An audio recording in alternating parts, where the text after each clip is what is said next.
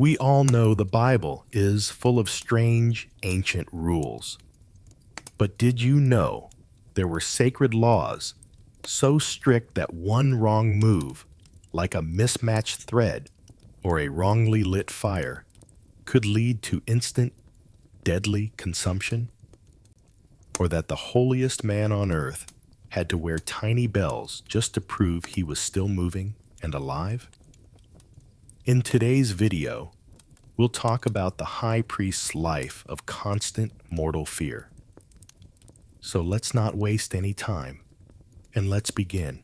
Tonight, we leave the dark alleys of medieval Europe and step onto the sun-scorched earth of the Sinai Desert, or perhaps the polished marble floors of Herod's Jerusalem, depending on the era. This is not a story about ambition or the pursuit of power. It is a profound and terrifying story about a job that came with a mandatory death clause, a life sentence to permanent spiritual fear. When we think of a high priest, we often picture wealth, respect, and quiet piety. But the truth is that this was less of a calling and more of a divine draft, inescapable, non-negotiable, and lethal if the rules were broken, even accidentally. The high priesthood was a position inherited through the lineage of Aaron, the brother of Moses, meaning the man who held the office never chose the job. Rather, the job chose him at birth, placing a spiritual target squarely upon his back. He didn't climb a corporate ladder. He was born onto a gilded yet constantly electrified platform where his very survival hinged on ritual perfection. The weight of this terror was established with swift, horrific clarity at the very beginning of the priesthood's history, setting a lethal precedent that echoed down through every single generation. We are talking, of course, about the chilling account of Nadab and Abihu, the two elder sons of Aaron himself, men who were priests, but certainly not high priests yet. On what should have been a glorious, celebratory day, these two men brought strange fire before the Lord, an act of ritual deviation, of unauthorized worship, an error of presumed intimacy. The result was instantaneous and brutal.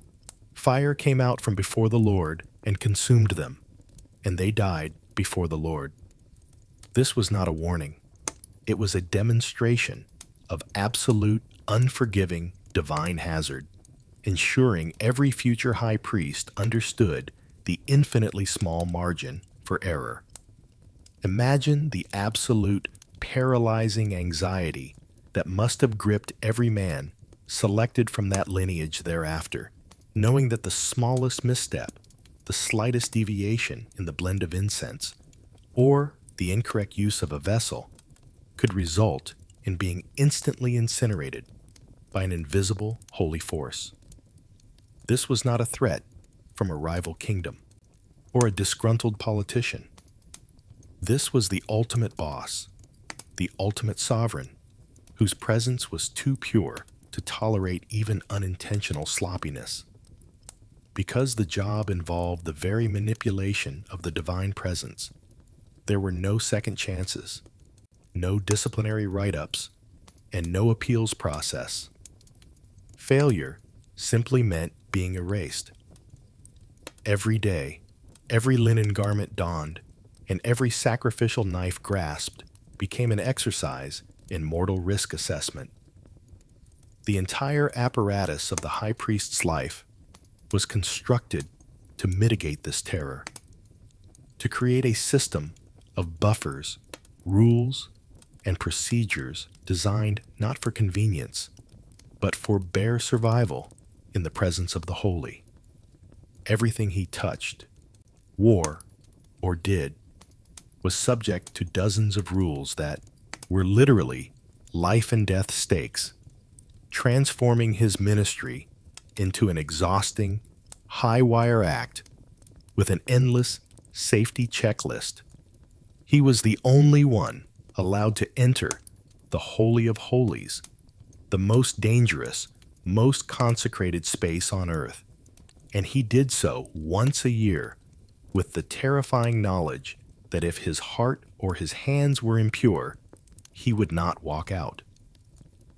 This foundation of constant mortal fear is precisely why his ceremonial vestments, the glorious robes, were not viewed as symbols of honor, but as the most critical pieces of protective spiritual equipment.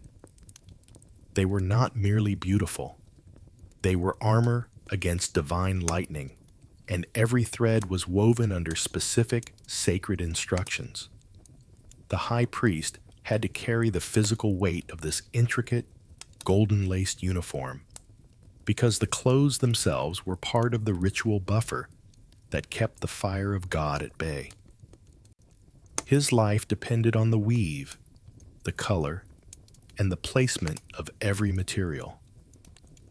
This is where the terror becomes tangible and physically exhausting.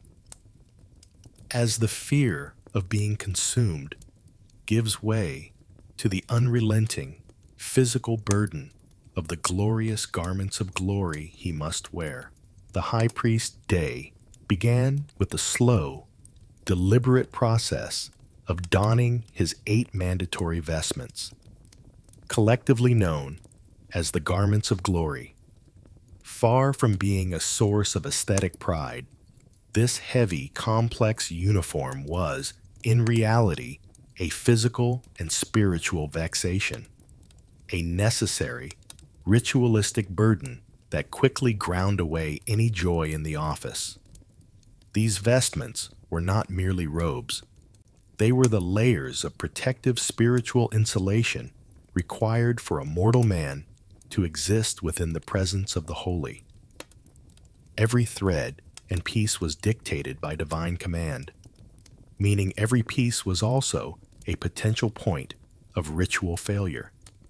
The basic layer consisted of the 4 linen garments: the drawers, the tunic, the girdle, and the mitre. These were the simple pieces, meant for purification and worn on the lethal day of atonement. But for the regular service, these were overlain by the 4 golden garments.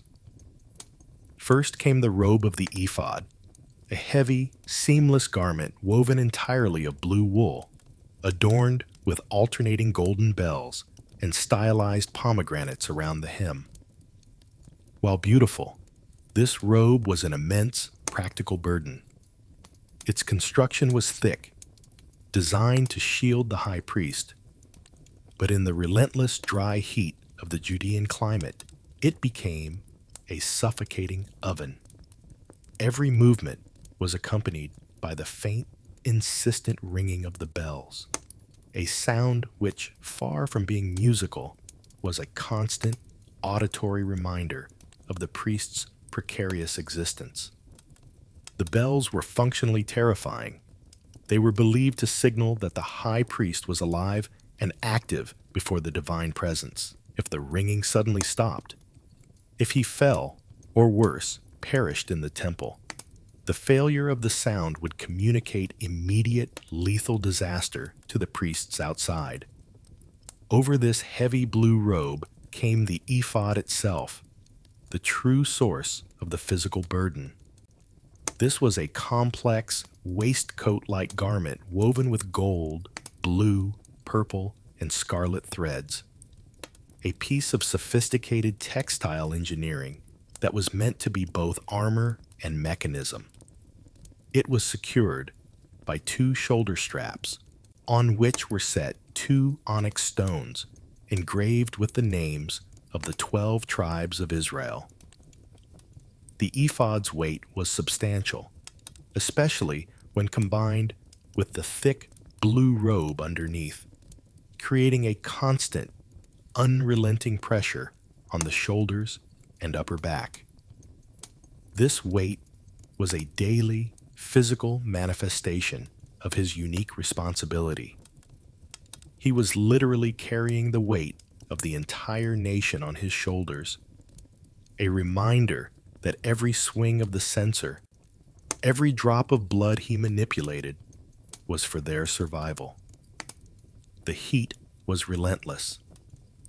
The daily temple service required him to be constantly moving, supervising the slaughter, handling bloody carcasses, and standing near the great altar, which was a perpetually burning furnace.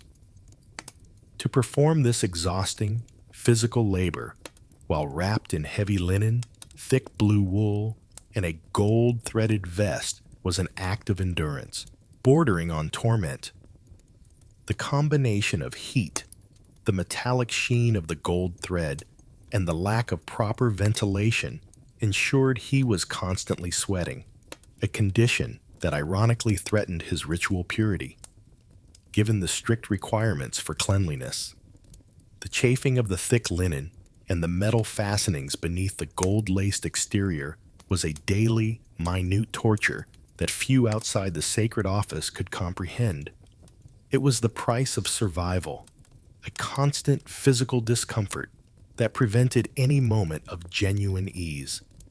The physical exhaustion was compounded by the meticulous care required for the garments themselves.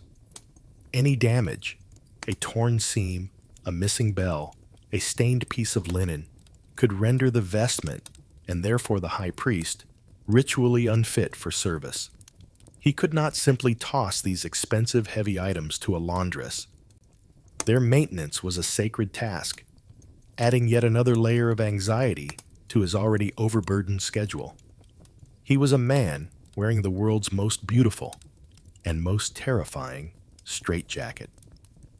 Yet, of all the vestments, the most psychologically crushing element was the piece that rested directly over his heart.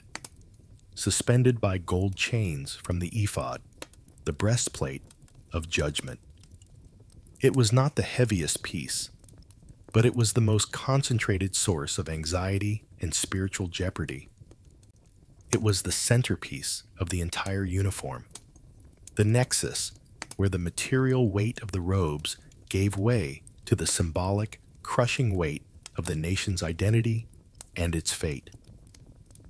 The breastplate's function was to carry not just the names of the tribes, but also the instruments of divine arbitration, making it the highest stakes piece of jewelry ever worn by a man. The gold, the linen, and the jewels were not for comfort or display. They were merely the elaborate, beautiful casing for a terrifying, permanent instrument of duty that constantly pressed against his chest. This piece demanded his attention, focus, and terror, making it impossible to forget, for a single moment, the terrible leverage his life had over the destiny of Israel. If the ephod was the high priest's physical burden, the breastplate of judgment was his psychological torment. Secured over his heart by thick gold chains, this perfectly square piece of folded fabric was set with 12 distinct precious stones, each engraved with the name of one of the tribes of Israel. This was the crushing psychological weight of literally carrying the fate and identity of the entire nation on his chest, a constant sharp reminder of the scope of his duty and the lethal consequences of failure. The symbolism was devastatingly clear. Every time the high priest looked down, he saw the engraved names of 1,000,000 souls he was responsible for. He wasn't merely performing a function for a faceless entity. He was mediating for Reuben, Simeon, Levi, and Judah, for Benjamin and Dan. The weight of the stones was the weight of their collective sins, their unintentional impurities, their desperate need for atonement, all resting directly against his heart. This concentration of responsibility created an impossible moral mandate. He had to be as pure as the gold that held the stones, and as faultless as the engraved names, knowing that his own sin could contaminate the mechanism of national forgiveness. The pressure to maintain this impossible perfection was ceaseless, transforming the dazzling breastplate into an object of profound, constant dread. The arrangement of the stones, set in 4 rows of 3, meant that the very geometry of his costume was a mirror of the celestial order, and any flaw he introduced risked fracturing that divine symmetry. The fear was that the slightest personal corruption would cause the stones to dull, or the gold to tarnish, publicly declaring his spiritual failure before the congregation. But the anxiety associated with the breastplate did not end with the 12 names. Concealed within the folds of the breastplate were the Urim and Thummim, the mysterious, oracular instruments used to discern the will of God in moments of national crisis. The exact nature of these objects is lost to history, but their function was terrifyingly concrete. They delivered a binary, unambiguous answer, a yes or a no, from the Almighty on matters of war, succession, and policy. The mere existence of these oracular tools placed the high priest in a position of ultimate, non-delegable spiritual risk. The high priest was the sole custodian and the interpreter of this ultimate authority. When he was approached by a king, a general, or the ruling council, seeking guidance that could determine the life or death of thousands, it was his terrifying duty to present the question before the Lord and interpret the result. The process was fraught with peril. It required absolute concentration, perfect ritual purity, and a clarity of mind to translate the divine signal. Imagine the paralyzing fear of being asked whether to commit the entire army to battle, knowing that his interpretation of a subtle shift in the Urim and Thummim could lead to national genocide if he was wrong. There was no room for nuance, doubt, or personal opinion. The answer had to be God's, and the responsibility for delivering that simple, lethal truth rested entirely on his shoulders. This high-stakes need for clarity, the ability to act as the nation's sole divine switchboard, made the breastplate not just a piece of clothing, but a ticking spiritual time bomb. He could never afford distraction or impurity because the call to oracle could come at any hour, demanding immediate, flawless spiritual access. He was the ultimate, infallible link between God and Israel, yet he was a fallible, exhausted human being. The responsibility for delivering life and death judgments, combined with the crushing awareness of the people's sins pressing against his heart, made the breastplate a perpetual source of anxiety that penetrated his sleep, his prayer, and his every waking moment. This intense requirement for visible, unassailable purity, however, was not confined to the breastplate. It extended upward to the very crown of his head, where the final, terrifying symbol of his office rested. Crowning the high priest's layered vestments was the mitre, a finely wound linen turban, which secured the most singular and terrifying symbol of his office, the tzitz, a gold plate that rested directly over his forehead. Inscribed upon this plate were the simple, absolute, and paralyzing words, "Holy to the Lord."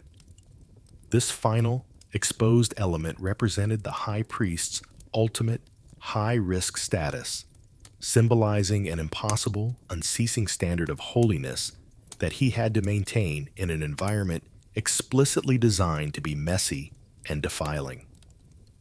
The gold plate, secured by a blue cord, was not decorative. It was functional. It was understood to make atonement for any errors in the holy offerings that the Israelites might bring. It acted as a final ritual buffer, covering the people's accidental, unintentional mistakes. But for the high priest himself, it was a terrifying personal mandate. It meant his own mind, his intentions, and his presence had to be perpetually consecrated. The gold frontlet served as an ever-present, shining reminder that he was walking proof of an impossible standard. The entire nation looked upon that plate and saw the definition of perfection. The high priest looked upon it and saw the potential for immediate, fiery failure. It was impossible to hide from the mandate. It was literally fixed to his brow, forcing him to embody the perfect, unblemished sanctity of the temple itself. The impossible standard of holiness was amplified by the realities of the temple environment. The high priest's day was dominated by blood, ash, smoke, and animal guts. He lived and worked in a structure that, while holy, was functionally a butcher shop and a crematorium.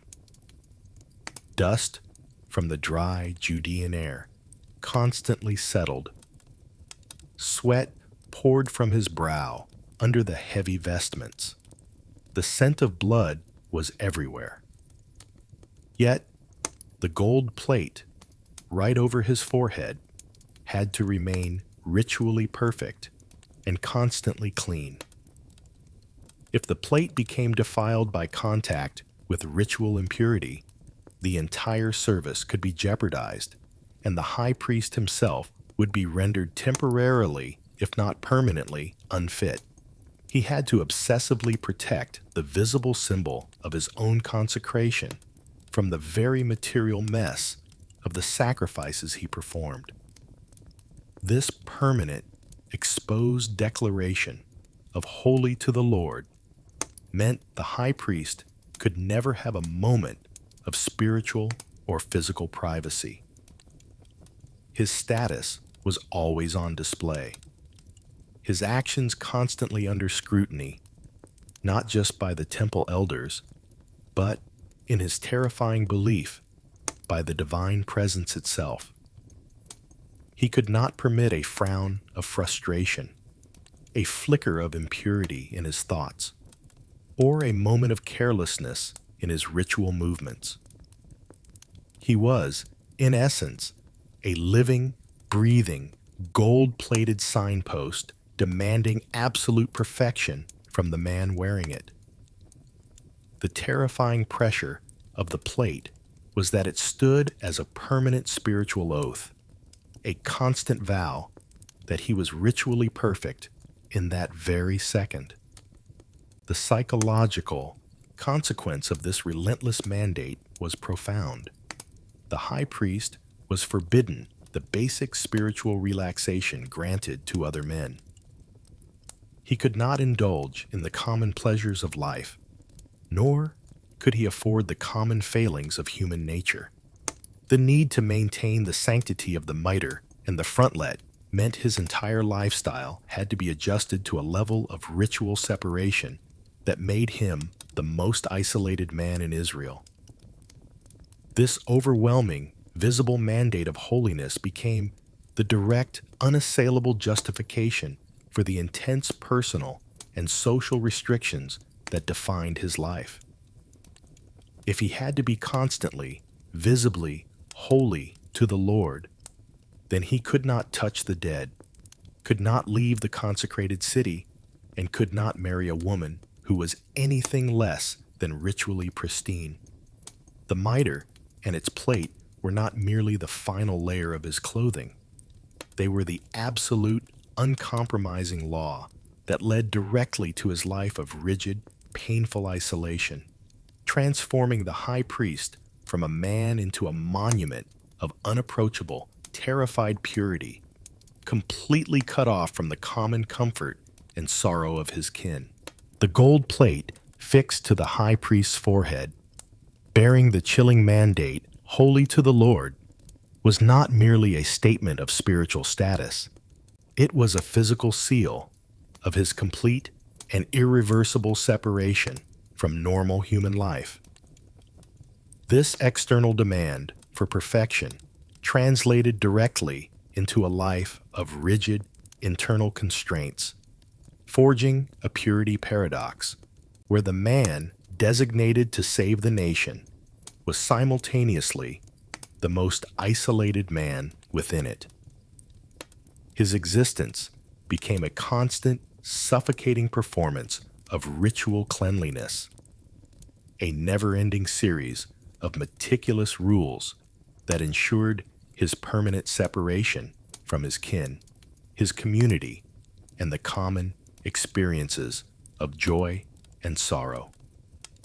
The deepest cut of this isolation was his forced inability to mourn. The law made a clear distinction between the common priest, who was allowed to become ritually impure for the death of 7 specific close relatives, and the high priest, who was allowed no such concession. For him, the rules were absolute.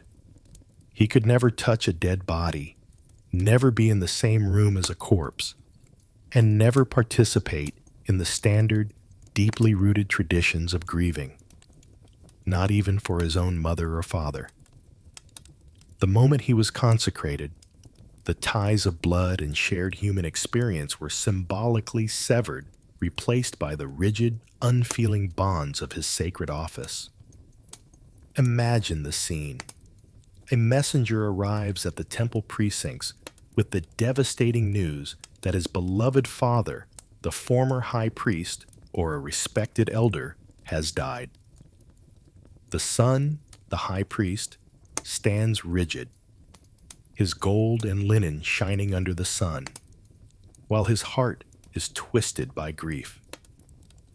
He is forbidden to tear his clothes, a fundamental expression of Jewish mourning. He cannot dishevel his hair, which was consecrated with anointing oil. Most crushingly, he cannot leave the temple grounds to join the funeral procession, to look upon his father's face one last time, or to lend comfort to his surviving siblings. He must stand apart, an untouchable symbol of purity, his personal sorrow rendered mute and internal, suffocated by the immense weight of his national responsibility. This brutal, enforced emotional distance was not a small sacrifice. It was a daily torment. The inability to participate in mourning meant he was denied the most basic human release, the shared ritual that helps a community absorb loss. His grief was bottled up, becoming a private contaminant that could, ironically, threaten the very purity he was trying to uphold. Every high priest knew that if a sudden plague or disaster were to strike, wiping out half his family, he would have to officiate the very next morning's sacrifice. His face scrubbed clean of tears, his focus absolute, his heart a silent, screaming mess of personal tragedy. Furthermore, his life was one of mandatory physical confinement. He was expected to live within or immediately adjacent to the temple complex in Jerusalem, or at least within the holy city itself. This was not a matter of convenience. It was a necessity of ritual readiness. He was always on call, always within a stone's throw of the holy, tethered to the services he was required to supervise and perform multiple times a day. He couldn't take a casual trip to the coast, couldn't visit a distant relative in Galilee, and certainly couldn't take a quiet retreat to the hills for personal reflection. His world shrank down to the perimeter of the consecrated grounds, transforming the great city of Jerusalem into his gilded cage. This confinement meant he was unable to fully participate in the normal rhythms of communal life. He couldn't share in the common meals outside the temple's watchful eye, couldn't wander freely through the markets, and certainly couldn't engage in the casual, messy relationships that form the fabric of a normal community. His interactions were limited to other priests, Levites, and those petitioners who came seeking his solemn counsel. He was perpetually on stage, the most visible and vulnerable figure in Israel, yet utterly alone in his elevation. This purity paradox extended even to his most minute actions, as he was forbidden from letting his hair grow long or drinking wine during his period of service. These restrictions, seemingly small, compounded to chip away at his personal identity. Every act, every meal, every choice was governed not by personal preference, but by the relentless, demanding code of his office. He was a man reduced to his ceremonial function, an apparatus of atonement, constantly worrying that some accidental impurity, a stray thread, a particle of dust, a moment of lapsed concentration, could render him unfit, not just for the day, but perhaps permanently, or worse, lethally. This relentless social and physical constriction forced the anxiety deep into the high priest's most intimate sphere, leading inevitably to the terrifying limitations placed upon his ability to form a family. He was isolated from his living kin, and his only hope for a lasting, pure legacy lay in his wife and children, who therefore became extensions of his own spiritual jeopardy. The forced isolation of the high priest, his inability to mourn or leave the consecrated area, was mirrored by the suffocating constraints placed on his most personal relationship, his marriage. For a normal man, marriage is a source of solace, companionship, and emotional rest. For the high priest, it was yet another potential point of ritual failure, a high-stakes lottery that determined the spiritual viability of his entire future lineage. The rules governing whom he could marry were unique, strict, and terrifying, designed to ensure the absolute sanctity of the seed. The law stipulated that the high priest could only marry a virgin from his own people.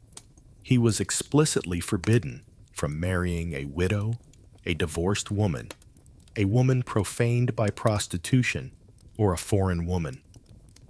This single restriction carried enormous weight. It meant the woman he chose had to be of impeccable moral character, and more importantly, of verifiable purity. She was not just marrying a man, she was marrying the office, and her past, or even the rumors of her past, could render him and his future children spiritually contaminated. The selection process must have been fraught with anxiety.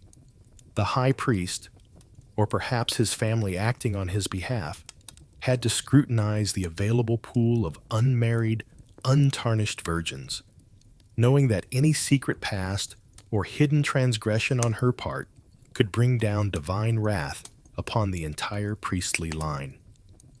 The marriage became a public, political, and spiritual audit of the woman's life, conducted under the terrifying shadow of the Nadab and Abihu precedent. The high priest had no freedom to marry for love if the woman was not ritually pure.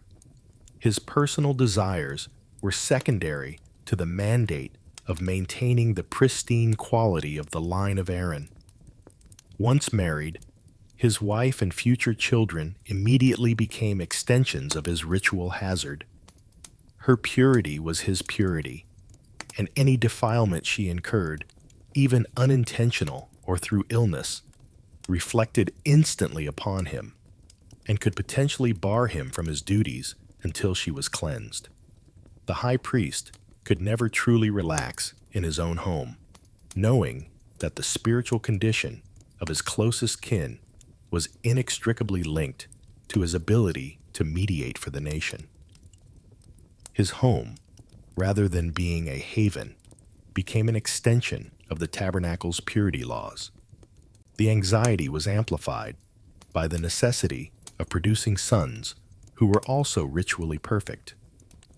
The high priest's first son was generally considered his successor, meaning the pressure to maintain a spotless genetic and spiritual lineage was immense.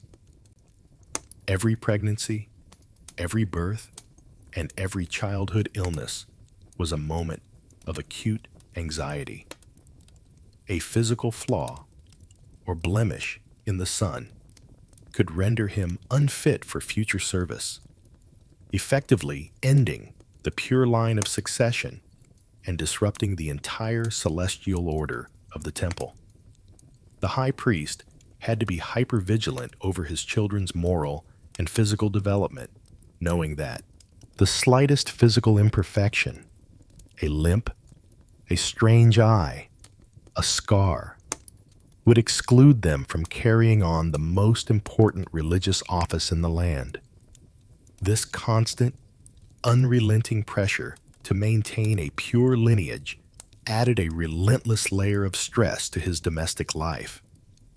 The love and companionship of his family were conditional upon their collective adherence to an impossible standard of holiness. His wife and children were, in a spiritual sense, hostages to his office, their lives forever scrutinized because of the gold plate on his forehead. This fear of familial contamination forced the high priest to retreat even further into himself, finding no true release or comfort, even in the most private spheres of his life. This impossible domestic situation, where his love for his family was constantly overshadowed by the fear of their ritual failure, pushed him away from the home and back into the temple complex. Having established the terrifying, isolating constraints of his personal life, the narrative must now turn to the ceaseless, grueling reality of his professional duties. He might seek to escape the anxieties of his home life by pouring himself into his work, but his work was no less punishing. His next move is from the quiet, suffocating restrictions of his marriage to the loud, bloody, and exhausting labor of the altar, where the daily grind was far removed from the imagined glamour of his robes. After the crippling psychological burdens of ritual isolation and the relentless anxiety of his lineage, the high priest still had to face the mundane, exhausting reality of his daily labor. It is easy to imagine the high priest only appearing on the great festival days, a glorious figure of gold and jewels. But the truth is that his life was defined by the relentless, repetitive, and often disgusting work of the perpetual sacrifice. His shift began before dawn and ended well after sunset, a constant cycle of slaughter, blood drainage, and the physical cleaning of the vast altar. This was the altar's ashes, the unsung misery of his glamorous role. The primary task was the two daily, non-negotiable burnt offerings, the morning and the evening sacrifices. These offerings required immense physical effort.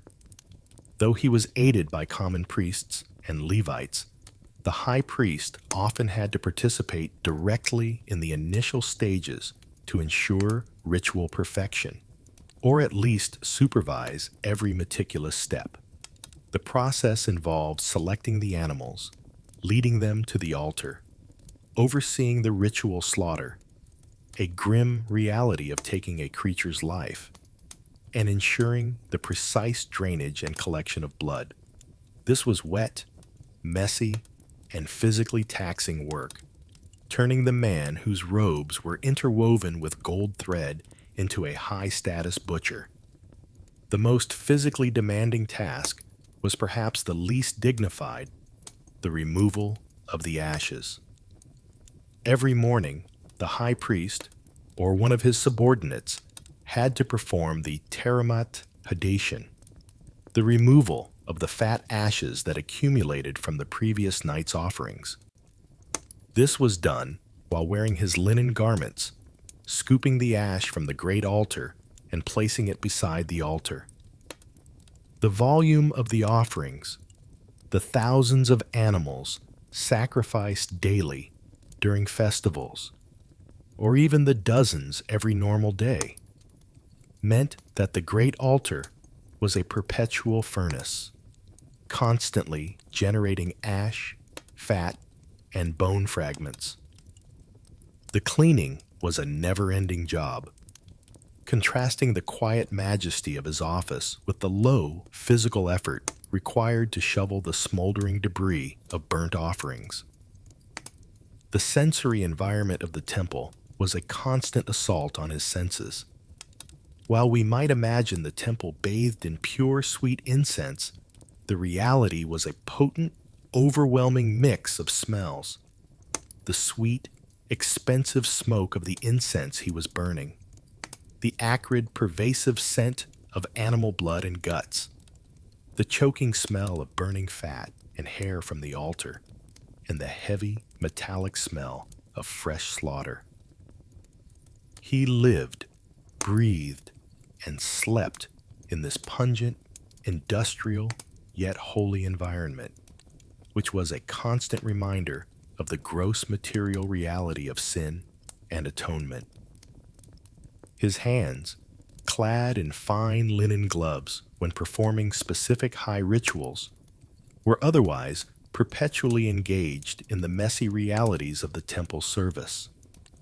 They were stained, sore, and calloused not from wielding a pen or a scepter, but from the ropes of sacrificial animals, the copper edges of the altar, and the endless work of handling raw, sacrificial material.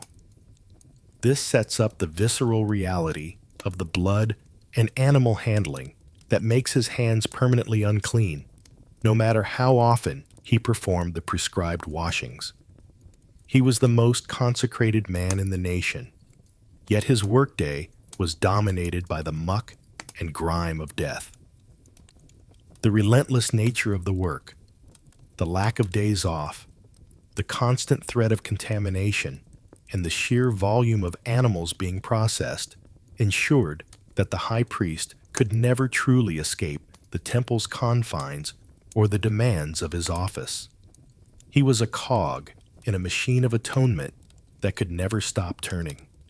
His high status bought him no physical rest, only the unique anxiety of knowing that his exhausted, overworked body was the last spiritual barrier between the people and the divine fire. This heavy physical labor sets the stage for the next phase of his misery, the blood work, the high-stakes manipulation of life and death that made his office so terrifyingly unique. The high priest, having endured the physical burden of his gold investments and the emotional isolation of his personal life, now faced the daily, visceral reality that was the very core of his office, the blood work. This was the messy, high-stakes manipulation of life and death that transformed the sanctuary into a perpetually functioning slaughterhouse. The imagined glamour of standing before God gave way to the back-breaking, stomach-turning reality of being a master butcher of divine intent. The sheer volume of animal sacrifice, especially during festival seasons, was overwhelming. While common priests and Levites handled the majority of the slaughter, the high priest was intimately involved in supervising and often initiating the process for key national or daily sacrifices. This was not a quick, clean process in an antiseptic environment. It was a loud, physical struggle involving the smell of fear, the heavy lifting of sheep and oxen, and the rapid, precise act of drawing blood.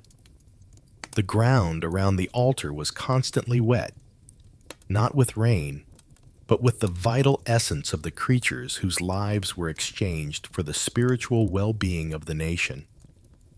The terrifying precision required in the handling of the blood was what truly defined the high priest's anxiety. Blood, in the ancient mindset, was life, and therefore the primary agent of atonement. It could not be spilled haphazardly or wasted. It had to be collected in specific vessels, moved at speed, and applied with absolute accuracy to the corners of the altar. The high priest had to be present, vigilant, and ready to intervene, ensuring that the blood was handled exactly according to the law. A slip of the hand, a moment of distraction, or a measurement, a fraction off the divine prescription could, in the mind of the high priest, nullify the entire sacrifice, leaving the sin unatoned and the nation exposed. The physical exhaustion was profound. A high priest's body was not the body of a scholar. It was the body of a man constantly lifting, bending, and enduring the intense, dry heat of the burning altar. The daily routine included the arduous task of dismembering the large animals, separating the fat from the flesh, and preparing the various pieces for combustion or consumption by the priests. This constant handling of raw, bloody, and decomposing material meant that no matter how many times he washed his hands in the great laver, the scent of death and the sticky residue of life clung to him. His hands, the very instruments of national atonement, were perpetually unclean in the mundane sense, requiring endless ritual washings that never truly banished the grime or the smell. Adding to this physical toll was the terrifying concept of Tumat Kodesh, the contamination of the holy things.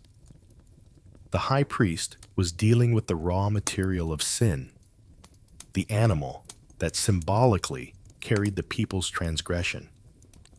He was surrounded by a high concentration of spiritual power and physical impurity. Every act was a knife-edge balance between holiness and defilement. If he made a mistake, he didn't just ruin the ceremony, he endangered the sanctuary itself, risking the wrath of the divine presence for bringing impurity into a place of absolute purity. This pressure was unrelenting, transforming every physical act, from the simple motion of sprinkling blood to the heavy labor of moving the altar's ashes, into a moment of existential crisis. The sheer volume of this work also underscored the high priest's lack of rest. Unlike his modern counterpart, who might have scheduled days off or quiet contemplation, the sacrificial system of the ancient temple was non-stop. Sin did not take a vacation, and therefore atonement could not afford to either. The morning sacrifice had to be ready at the break of dawn, and the evening sacrifice could only conclude well after the stars appeared. The high priest was tethered to this brutal, fixed schedule, ensuring that his exhaustion was not episodic, but chronic. His high station brought him no comfort, only the obligation to endure endless, repetitive, and intensely risky labor. This constant immersion in the physical reality of blood, death, and decay made the high priest acutely aware of his own mortality and fragility. He was the most consecrated man, yet he was constantly surrounded by the physical evidence of impurity. This contradiction forced him into an endless, agonizing cycle of self-cleansing. The only way to survive the mess of his job was to constantly wash it away, which brings us to the next, equally exhausting facet of his suffering, the self-purification treadmill. The blood work was the problem, and the water's edge was the terrifying, ceaseless solution he was forced to adopt, simply to keep the divine fire from consuming him. Having established that the high priest's daily life was a physically demanding and bloody grind, the natural consequence was a perpetual, obsessive focus on ritual cleanliness.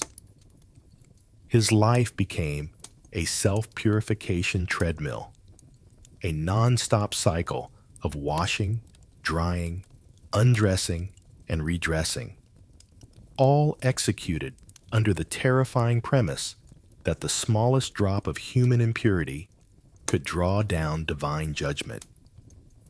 This was the water's edge, the necessary purgatory that kept him perpetually on call and permanently anxious.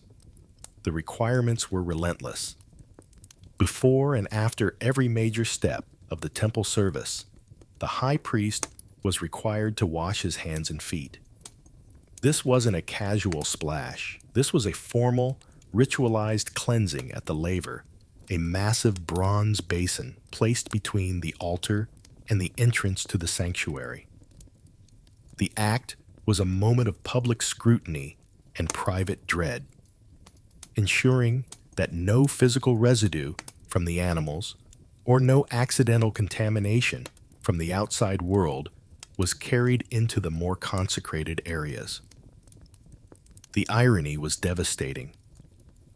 The man whose hands were stained with the blood of atonement was required to be the cleanest man in the nation, yet he was constantly performing acts that defiled him. But the washing of hands and feet was only the beginning. For any significant transition in ritual, such as moving from the general service to the specific, high-stakes tasks of a holy day, the high priest was often required to undergo a full-body immersion, a total cleansing of his entire person. This required him to strip off his elaborate, expensive robes, enter the ritual bath, and then dry and dress again in a completely different set of consecrated garments. He was constantly stripping, dipping, drying, and redressing, turning his entire existence into an exhausting, multi-act play about spiritual hygiene. Consider the practical implications of this constant change of attire.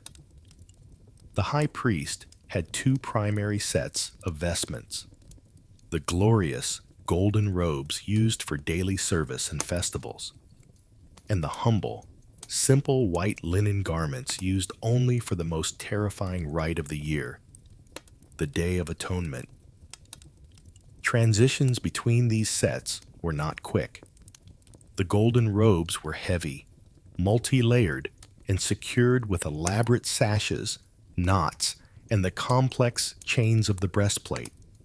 Undressing and dressing in these layers required time, focus, and, likely, assistance, all of which had to be conducted without error or a break in concentration. The act of changing clothes became a spiritual ceremony in itself, draining time and mental energy from an already exhausted man.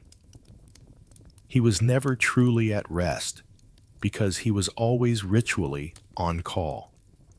Any sudden illness, any unexpected contact, or any deviation from the rigorous purity standards set him back to the beginning of the cleansing cycle. The simple act of sweating heavily in the heat while wearing the thick, heavy golden garments could be a source of anxiety. As excessive, perspiration might, in some interpretations, require a fresh washing before proceeding. His body was not his own. It was a consecrated instrument, and its involuntary, messy functions were potential sources of spiritual failure. This continuous anxiety over contamination created a profound fear of accidental, unintended sin. What if a dust mote from an impure source settled on his shoulder? What if a thought of his deceased father crossed his mind just before he touched the laver? The emphasis was on external perfection, but the pressure drove an internal neurosis where every breath, every movement, and every stray thought was scrutinized under the terrifying glare of the law. This relentless treadmill of self-purification, where one never achieved a state of lasting rest or cleanliness, only culminated in the single most terrifying day of the year, Yom Kippur, the Day of Atonement. The entire year's anxiety, the accumulated fear of the daily risk, was magnified 1,000-fold into a single, life-defining 9-act ritual. All the constant cleansing, all the dressing and undressing was merely practice for the monumental, terrifying performance he had to give on this day, where the rules of purity and the fear of the divine were pushed to their absolute lethal limit. This supreme risk, the apex of his misery, was predicated on ensuring the perfection of one specific small detail: the incense he would carry into the heart of God's dwelling. Every moment of the high priest's year, from the daily slaughter to the endless ritual washings, was simply prologue to the terrifying drama of the Day of Atonement, Yom Kippur. This day was the annual moment of truth, a high-stakes encounter with the divine presence that could either save the nation or instantly obliterate the man who dared to approach. The foundational terror of this day, and indeed the entire office, was rooted once again in the haunting historical lesson of Nadab and Abihu, whose fatal error was not a great moral failing, but a ritual transgression involving fire. This chapter re-emphasizes that foundational, paralyzing fear, the fire hazard. The high priest knew, perhaps more intimately than anyone else, that divine wrath was not slow or forgiving when it came to ritual deviation.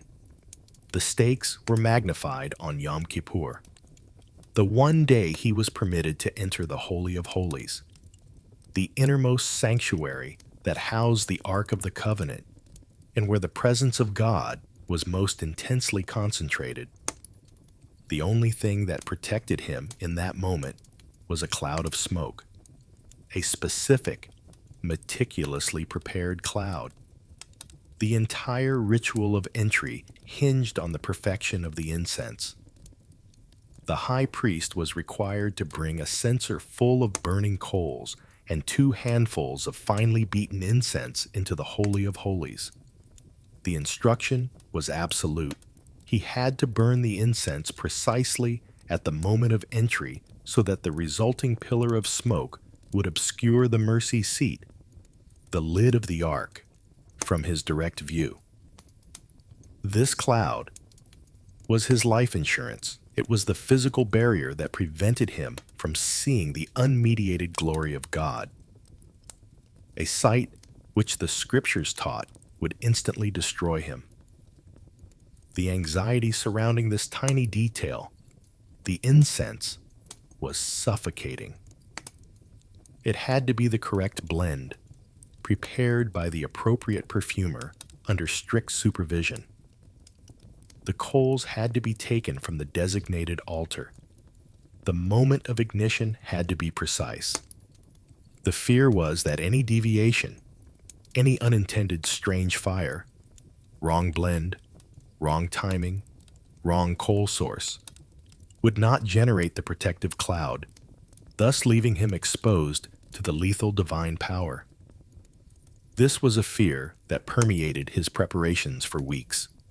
The paralyzing worry that his survival rested on the quality of a handful of spice and the correct timing of a puff of smoke. The high priest had to rehearse the Day of Atonement ritual endlessly, sometimes for days leading up to the event, with the temple elders observing his every move. They would watch him dress, watch him cleanse, watch him perform the precise motions of scooping the coals and preparing the incense, ensuring no slip of memory or tremor of the hand could bring disaster. He was being tested not for moral courage, but for rote, flawless procedure. This pressure turned him into a high-functioning automaton, reliant solely on muscle memory and intense concentration to avoid incineration. This extreme level of meticulous preparation was necessary because, unlike all other sins for which an animal could atone, the sin of entering the Holy of Holies improperly was a direct assault on God's holiness. It was a failure of the buffer system that could be instantly fatal. The crime of unauthorized incense, committed by Nadab and Abihu, haunted the high priest every time he approached the veil, reminding him that the divine presence was not a static statue, but a terrifying, active force ready to strike. It was this fear of the fire hazard that defined his last moments before entering the inner sanctuary, forcing him to cast off his glorious robes and rely solely on the simple, vulnerable protection of pure white linen. The shift in clothing was the first terrifying step towards his annual confrontation with mortality. The Day of Atonement, Yom Kippur, was not a holiday. It was a 7-act drama of survival, a yearly trial that concentrated the entire paralyzing terror of the high priesthood into a single 24-hour period. It did not begin with the blast of the shofar. It began 7 days earlier, a slow, deliberate escalation of anxiety that bordered on psychological torture. For the 7 days preceding the Great Rite, the high priest was moved out of his home and into a consecrated chamber within the temple precincts, initiating the final, intense phase of his purification. This period of isolation was mandated to ensure absolute ritual readiness, but it also served as a profound form of mental pressure. During this week, he was forced to perform the sacrificial rituals himself, even the mundane, daily acts that were usually delegated to common priests. He was made to review every law, every procedure, every contingency with the elders, who stood over him like severe tutors, grilling him on the smallest detail of the temple service. They wanted to ensure he could not claim, upon failure, that he was unaware of a single requirement. This meant the days were spent in relentless study and performance, compounding his physical exhaustion with intense mental strain. He ate light, pure meals, and as the day approached, the fast would begin, further weakening his body while his spiritual burden grew heavier. The temple elders would subject him to one last, final terror on the night before Yom Kippur. They would deliberately keep him awake, often by reading to him, fearing that if he slept, he might experience a defiling dream and wake up ritually impure. The man who needed absolute, flawless concentration for the next morning's deadly performance was therefore forced to approach it sleep-deprived, fasting, and utterly wrung out by 7 days of relentless purification. His mind was raw, his stomach empty, and his body twitching with exhaustion. all designed to make him acutely aware of his own frailty before stepping into the domain of the Almighty. The dawn of Yom Kippur arrived not as a promise of salvation, but as the moment of reckoning. The first acts of the day were performed in his glorious golden robes. The slaughter of the daily morning offering and the trimming of the altar lamps. But the climax of the morning was the terrifying act of shedding that glory. With the day's preparatory rituals complete, the high priest retreated to a separate chamber, assisted by no one, and systematically stripped off every piece of his golden vestments. The elaborate ephod, the heavy breastplate with its 12 names, the chiming blue robe, the gold plate on the forehead, all were removed and set aside. This physical act of vulnerability was profound. The golden robes were his armor, his buffer, his visual declaration of consecrated authority. To take them off was to willingly stand exposed before the divine. He was casting aside the symbols of earthly status and power, choosing vulnerability over grandeur. It was a terrifying, deliberate step backward into mere humanity, acknowledging that his lineage and his robes were not enough to save him. The gold represented the glory of the nation. The act of removing it symbolized his absolute dependence on God's mercy alone. He was preparing for an internal journey, a spiritual confrontation that had to be made as a simple man, nakedly responsible for the sins of 1,000,000 souls. Once stripped, he would undergo a final, meticulous, full-body immersion in the ritual bath, cleansing himself of every possible speck of impurity before donning the new, infinitely more terrifying uniform, the humble white linen. The change of clothes was a public declaration that, on this day, he would rely not on the majesty of human craft, but on the purity of intent, transitioning from the high priest of Israel to the lonely, trembling servant of the Lord. The anxiety before the veil was now palpable. He was standing at the threshold of the Holy of Holies, utterly exposed and ready to assume the white mantle of mortality. When the high priest emerged from the cleansing bath on the Day of Atonement, he presented a figure startlingly different from the dazzling personage the people were used to seeing. He was dressed only in the 4 simple garments of pure white linen: the linen trousers, the linen tunic, the linen sash, and the linen turban. Gone were the gold, the brilliant blue, the scarlet, and the precious stones. Gone was the weight of the nation on his shoulders and heart. Yet far from being a relief, this stripped-down vulnerability was the moment of his greatest psychological exposure. The white linen was not merely humble.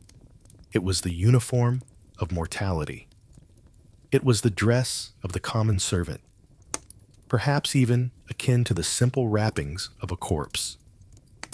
It contained no intrinsic magical protection, no golden armor to deflect the fiery presence of God.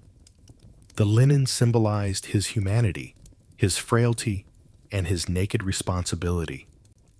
He stood before the nation and before the divine, utterly exposed, saying with his garments that his authority was nothing, and his survival rested entirely on the sheer, unmerited mercy of the Holy One.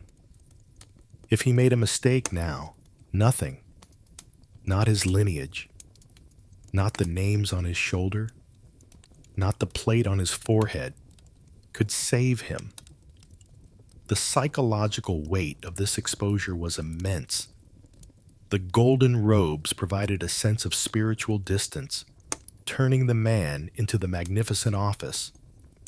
The white linen reversed that process, stripping away the symbols of authority and leaving the man himself, imperfect, fasting, and terrified, standing squarely responsible for his own hidden sins and then for the sins of the collective.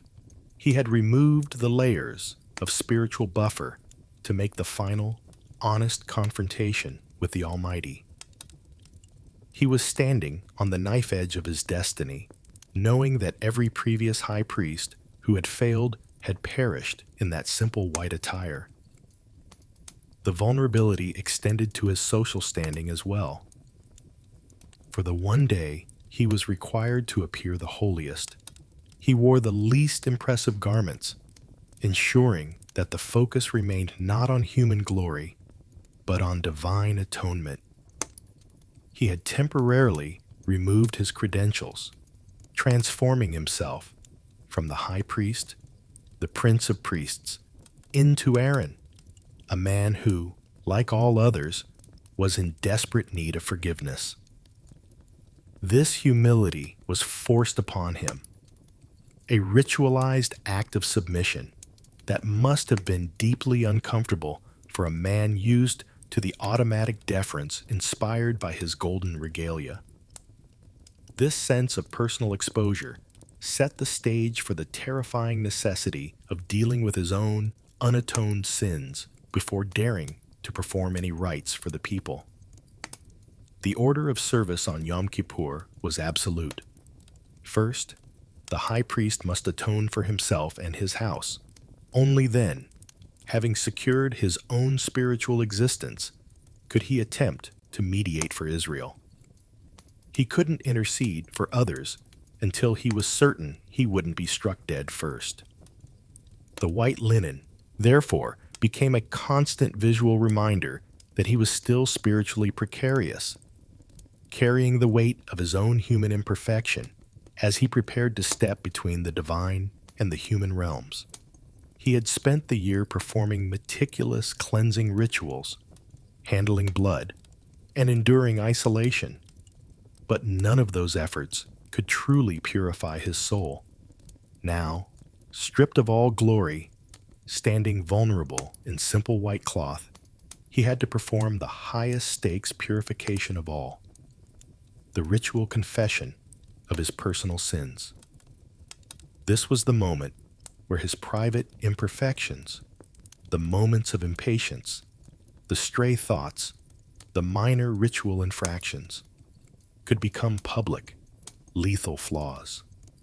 This personal act, this terrifying moment of accounting, was the absolute prerequisite for the entire day's salvation, the barrier he had to clear before he could even begin to address the massive, accumulated debt of the nation.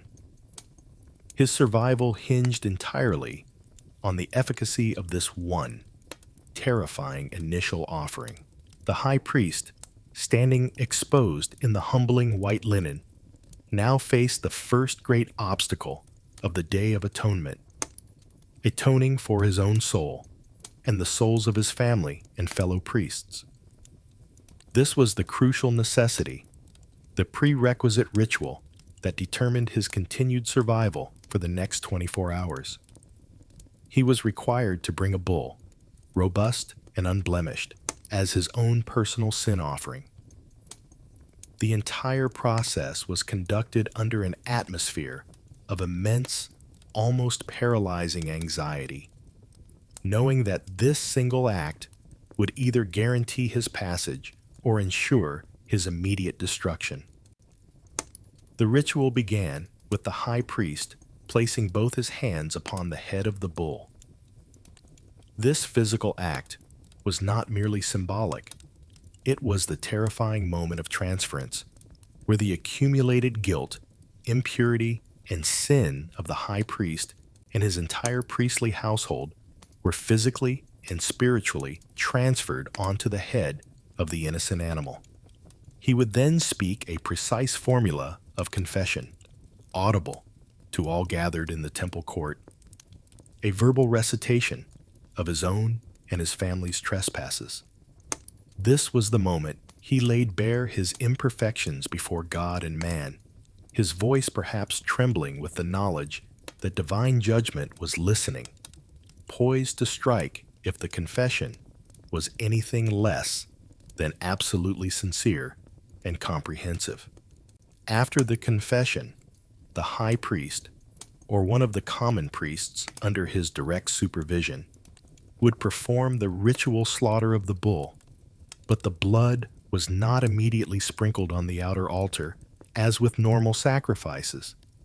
Instead, the bull's blood was caught and held carefully in a vessel.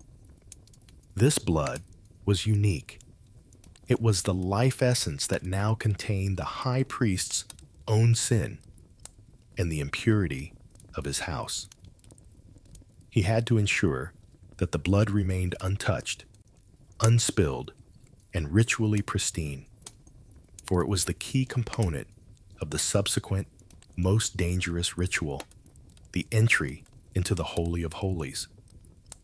The anxiety of this moment was immense because the high priest knew that if he had failed in his preparations, if he harbored an unknown sin, or if his white linen garment was impure in some hidden way, the divine judgment might not wait for him to enter the inner sanctuary. He was performing a sacrifice for his own life, a ritual of spiritual self-preservation, and the fate of the nation depended on its successful completion. If the bull was improperly consecrated, or the confession was flawed, the subsequent rites for Israel would be nullified, leaving the entire community unforgiven for another year. With the bull slain and its blood secured, the high priest performed the terrifying entry into the Holy of Holies, relying on the incense cloud detailed in the previous chapter, and then emerged to secure the remainder of the sacrificial offerings. But his work was far from done. Having atoned for his own soul, he immediately moved to the terrifying business of the people's atonement, which involved a bizarre and deeply unsettling act of arbitrary, high-stakes selection. For the people of Israel, 2 goats were presented at the entrance of the temple. They had to be identical, 2 perfect, unblemished specimens, standing side by side. The high priest then performed the gorel, the lot. He would reach into a vessel containing 2 wooden lots, one inscribed for the Lord and the other for Azazel, and place 1 lot upon the head of each goat. This was the terrifying moment of spiritual roulette, an instant, unchangeable divine decree. The high priest had no control over the outcome, yet his every move was scrutinized, as the fate of the nation's sins was being decided by pure, sacred chance. The goat upon which the lot for the Lord fell was instantly designated for sacrifice, becoming the people's blood atonement. The goat upon which the lot for Azazel fell was given the terrifying destiny of becoming the scapegoat, a living vessel of sin to be banished. The speed and finality of this selection, and the terrifying dichotomy it created, thrust the high priest into the final, agonizing stage of his duty, the manipulation of the people's sin and its ultimate, terrifying disposal. The bull's blood had saved him. Now, the goat's destiny would determine whether the people lived or died. The high priest had spent the early morning of the Day of Atonement executing the grueling, meticulous process of purification, bathing 5 times, changing his vestments repeatedly, slaughtering the required bull of sin offering for himself and his house, and confessing his own sins While placing his hands on the creature's head, he had stripped away the golden garments, the layers of glory and oppressive heat, and was now clad only in the simple, pristine white linen vestments, the clothes of purification and peril. These garments were not a shield, they were merely a requirement, signifying the ultimate humility necessary for approaching the Holy of Holies. Now, with the weight of his own atonement theoretically settled, he turned to the terrifying mechanism by which the nation's fate would be decided. This was the ceremony of the two goats, an act of ritual randomness that defined the day. Two identical goats were presented before him at the entrance of the sanctuary. They had been chosen for their perfect similarity in size, color, and value, eliminating any human preference or bias from the selection. One goat was destined for the Lord, slaughtered as a sin offering whose blood would be used to cleanse the inner sanctum. The other was designated for Azazel, often understood as a desolate place or perhaps a demonic entity, and would serve as the scapegoat, carrying the collected, confessed sins of the entire nation out into the wilderness. The high priest, the most powerful and consecrated man in the world, was utterly powerless over which fate befell which creature. The mechanism was brutally simple: the casting of lots. The high priest reached into a wooden box, or perhaps a helmet, which contained two lots, likely made of wood or gold. These lots were indistinguishable by touch, sealed from his knowledge. He placed one lot upon the head of the goat standing to his right, and the other upon the head of the goat to his left. The outcome was final, arbitrary, and purely dictated by chance. He did not decide. He merely executed the will of the cosmos, the ultimate expression of his complete lack of control over the ritual's fundamental mechanism. The atmosphere during this moment was heavy, suffocating. The entire congregation, all the priests, Levites, and lay people permitted near the courtyard, watched in absolute silence, waiting for the verdict. This simple, random toss of lots held the destiny of their souls. If the lot for the Lord fell upon the goat that was perceived as flawed, or if the process was somehow vitiated by an earlier, unknown ritual error, the entire day's atonement could be undone. The high priest had to stand there, hands shaking perhaps, knowing that the smallest tremor, the slightest slip of his hand, could betray the random mandate and expose the whole nation to the lethal risk of unatoned sin. He was the most controlled man in Israel, yet the central pivot of his most important day was determined by the roll of fate. Once the destinies were determined, the lot for the Lord, marked by a scarlet thread tied to its neck, and the lot for Azazel, also marked with scarlet, the ritual proceeded with terrible speed. The fate of the Lord's goat was sealed. The high priest laid his hands upon its head, confessed the sins of the people onto it, and then turned it over for slaughter, its blood collected meticulously, waiting for its terrifying purpose. The high priest, having just seen the randomness of fate play out, had to immediately regain his absolute composure, shedding any lingering shock, the lot's outcome, to prepare for the single greatest risk of his life: his entry into the inner sanctuary. The simple, arbitrary act of the lot had determined which vessel of atonement would be used. Now, the high priest, cleansed, dressed in white, and burdened by the weight of the collective sins he had just confessed onto the living goat, stood on the final threshold.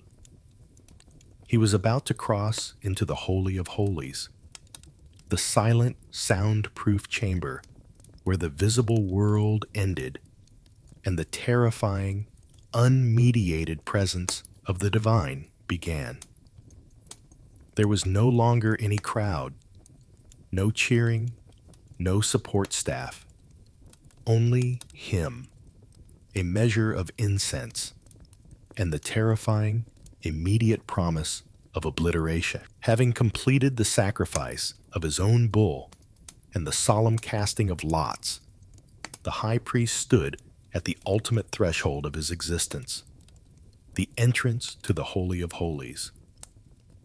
This chamber was the gravitational center of the universe, the only place where God's presence, the Shekinah, was understood to reside on earth. It was a space he could only enter once a year, and every step, every breath, every detail of the minutes he would spend inside was a matter of life and death, codified by the law. To enter was not an honor. It was an act of extreme, calculated mortal risk, and the only reason he dared to attempt it was the overwhelming spiritual necessity of the entire nation.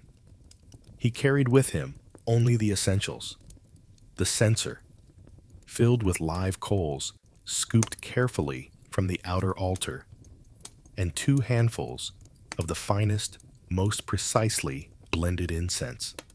He paused before the great embroidered veil, a vast, shimmering curtain that marked the boundary between the mortal and the divine. The separation was absolute, and crossing it meant leaving the realm of human safety and entering the immediate sphere of the holy, where the slightest impurity would result in instantaneous obliteration, like Nadab and Abihu before him. The moment he passed through the veil, the world outside ceased to exist. The Holy of Holies was a square chamber, likely lined entirely with polished gold, reflecting the dim light that might have filtered in from the outer sanctuary, but which was otherwise plunged into an unnerving silence. This was the soundproof tension of facing oblivion. The terrifying reality was that he was utterly, irrevocably alone. No common priest, no Levite, no earthly authority could follow him or save him. If he stumbled, if his heart failed, if an unconfessed sin flared up and consumed him, the men outside would only know the result by the sudden, unnerving silence, broken perhaps only by the necessary ritual of retrieving his lifeless body. The silence itself was suffocating, amplifying the sound of his own heavy breathing and the terrified drumming of his heart against his linen tunic. The chamber was empty. The Ark of the Covenant, the original repository of the law, and the sacred implements had likely been lost centuries before. All that remained was the Even Hashatia, the foundation stone, which marked the location where the ark had rested. Above this stone, or where the ark would have been, was the focal point, the mercy seat, the place where God's presence was believed to hover between the 2 sculpted cherubim. The high priest, surrounded by gold and an agonizing silence, was now on the precipice of obliteration, standing mere inches from a lethal, invisible power. The immediate danger was the direct, unmediated visual contact with the divine presence. He could not look. He could not see. Survival was contingent on rendering the sight impossible. This leads directly to the prescribed act of smoke generation, his first, desperate move upon crossing the threshold. He had to be quick, precise, and absolutely flawless.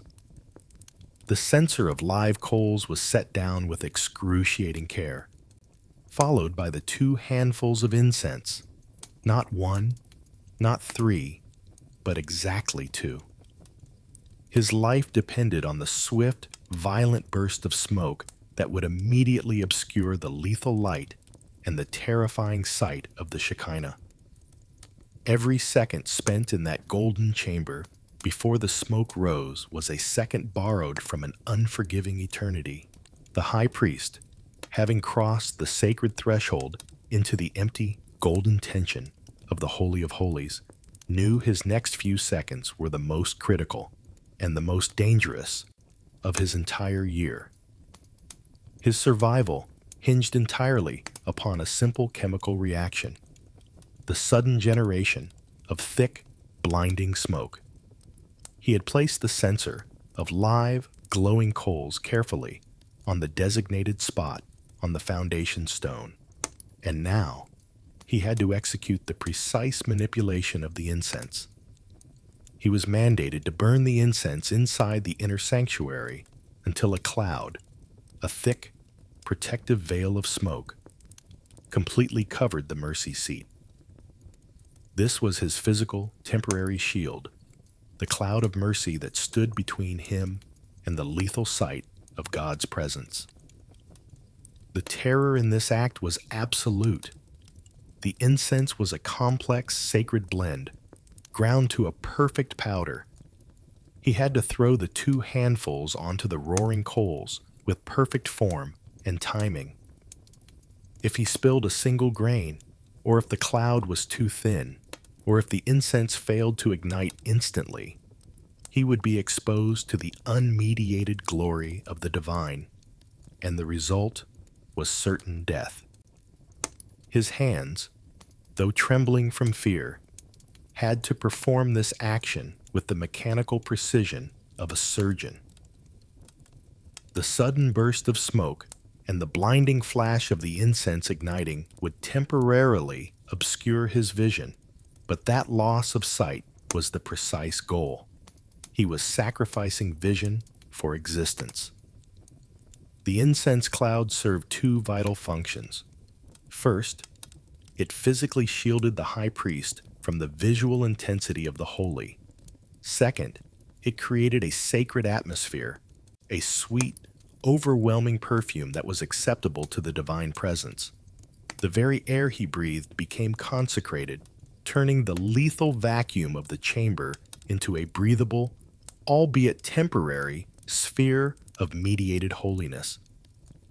The feeling of the thick, heavy smoke immediately filling the small, golden room must have been suffocating, physically overwhelming him with its sweet density. Yet that suffocation was his only guarantee of survival. He was literally depending on an atmospheric alteration to keep himself from being consumed by the light. This dependence on smoke to survive emphasized the terrifying physical danger of the divine encounter. It stripped away all theological abstraction and replaced it with a stark, tangible reality. The Holy of Holies was a place where human beings could not survive unshielded. The entire ritual was reduced to a survival mechanism. He did not enter the chamber to communicate or to commune. He entered it to survive long enough to perform the required act of blood atonement. His mind was focused solely on the chemical reaction, the dispersal of the smoke, and the heavy, sweet scent, which signaled that the temporary barrier was fully erected and the most immediate threat of obliteration had passed. With the cloud of mercy established, the high priest's terror did not subside, but merely transitioned from the fear of sight to the fear of execution. The incense provided the shield, but the atonement itself had not yet begun.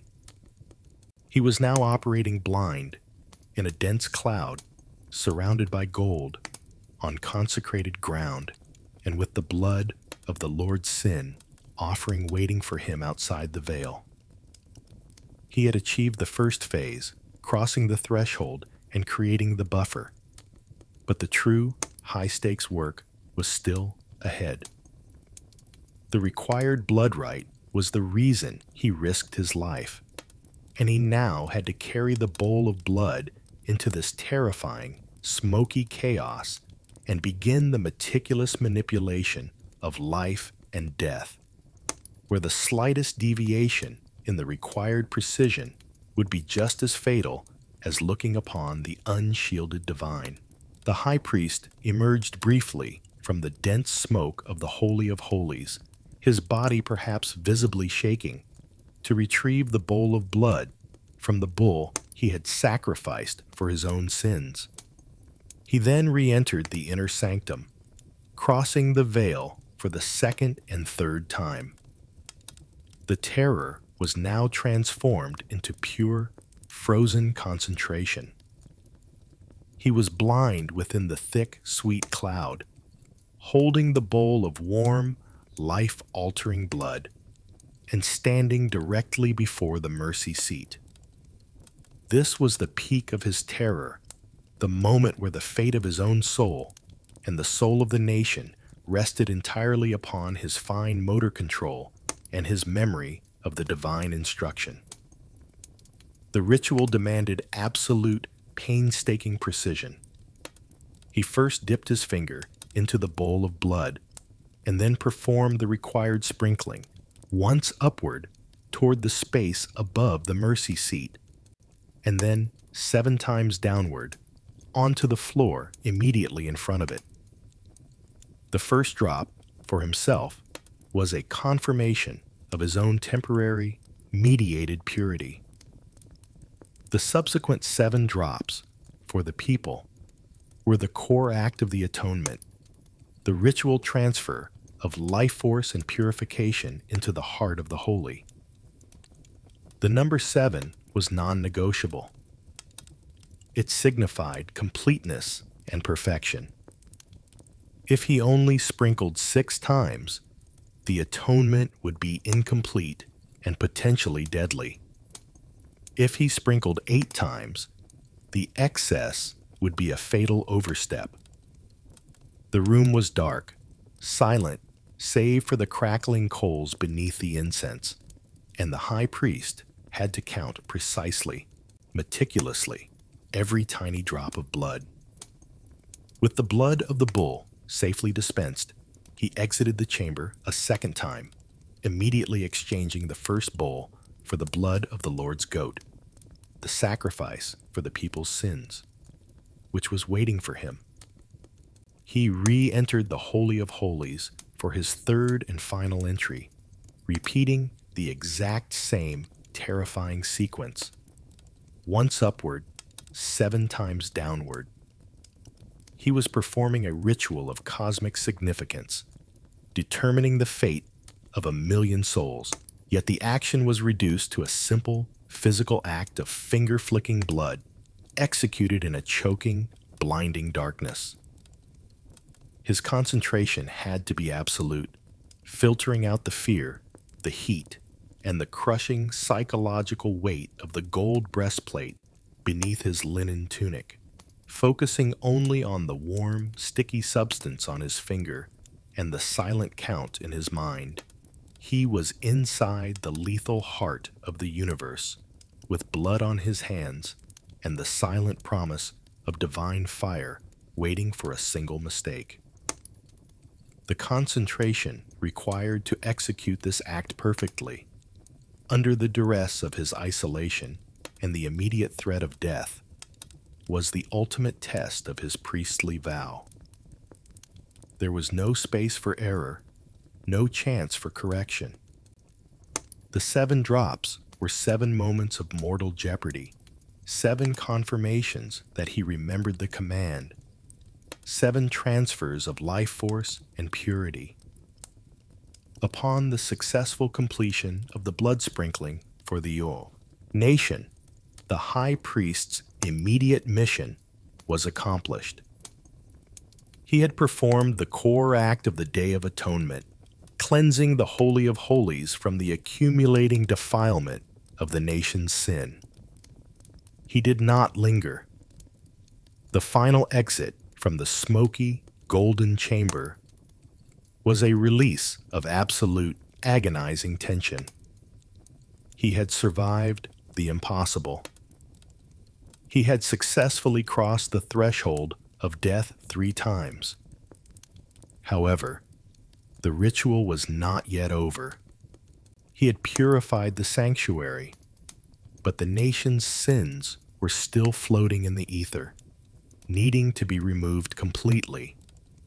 The high priest stepped out of the holy silence and into the waiting din of the courtyard, immediately confronting the second goat, the creature that had received the lot for Azazel. This living animal was the final, terrifying repository for the sins he had just atoned for. The mechanism for removing the entire collective moral burden of Israel from the consecrated city and into the non-holy void of the wilderness. Emerging from the Holy of Holies, covered in the residual incense smoke, the high priest had successfully navigated the 3 most dangerous minutes of his life. He had sprinkled the blood, purified the sanctuary, and averted divine wrath. But the atonement was only half finished. The sins of the people, though forgiven in the cosmic ledger, were still present, hovering over the land. They had been symbolically confessed onto the first bull and goat before their slaughter. But the ultimate act of removal, the physical expulsion of collective moral failure, remained. For this, the second goat, the one that received the lot for Azazel, was brought forward. The high priest, after washing his hands and feet to cleanse himself of any potential contamination from the sacred blood, stood before the living scapegoat. This moment was one of profound spiritual and mental exhaustion. He had faced down the holy, handled the lethal blood, and performed the most demanding rites. Now, he had to gather the massive, intangible weight of a nation's guilt and physically impress it onto the creature. He was an emotional and spiritual conduit, momentarily absorbing the collective moral failures of every person in Israel. All the cheating, the idolatry, the envy, the Sabbath breaking, the forgotten duties, the secret malicious thoughts, and the public hypocrisies. He laid both of his hands, with all the physical force his exhausted body could muster, upon the head of the goat. This was not a gentle blessing. It was an act of deliberate, ceremonial transference. The weight he felt was immense, not physical pressure, but a terrifying, psychic burden. He confessed, in a loud, clear voice, the iniquities of the children of Israel, and all their transgressions, and all their sins, placing them upon the head of the goat. His words, which detailed every possible trespass against the law, seemed to cling to the creature's fur, transforming the innocent animal into a living vessel of collective filth. Once the confession was complete and the symbolic transference achieved, the goat was utterly polluted, no longer a clean animal, but a thing of sin. It could not remain in the consecrated city, and it certainly could not be sacrificed. It had to be removed, physically and permanently, from the sight and memory of the people. The high priest then handed the newly polluted animal to a designated man, who was required to be ready and waiting, instructed to lead the scapegoat out into the wilderness. The act of the goat's release, often described as being led to a desolate, precipitous place far from the inhabited lands, symbolized a brief, temporary release for the high priest. He watched it go, the red cord tied to its horns, a visible sign of the nation's burden, disappearing into the non-place of the desert. The sin was gone. It was out of sight, carried away into a land uninhabited, banished from the immediate sphere of the holy, the moral atmosphere of the temple, and indeed, the entire city had been purified. But this release was only partial, only temporary. The high priest still had hours of ritual work ahead of him. He had to undress the simple linen garments of atonement, which were now themselves deemed contaminated by the proximity to sin and the Holy of Holies, and burn them completely outside the camp. He then had to bathe again, purifying his own body from the intense holiness and sin he had channeled. Finally, he had to resume his normal, terrifying service, donning the heavy, expensive golden garments once more to finish the Day of Atonement with the usual required sacrifices and incense offerings.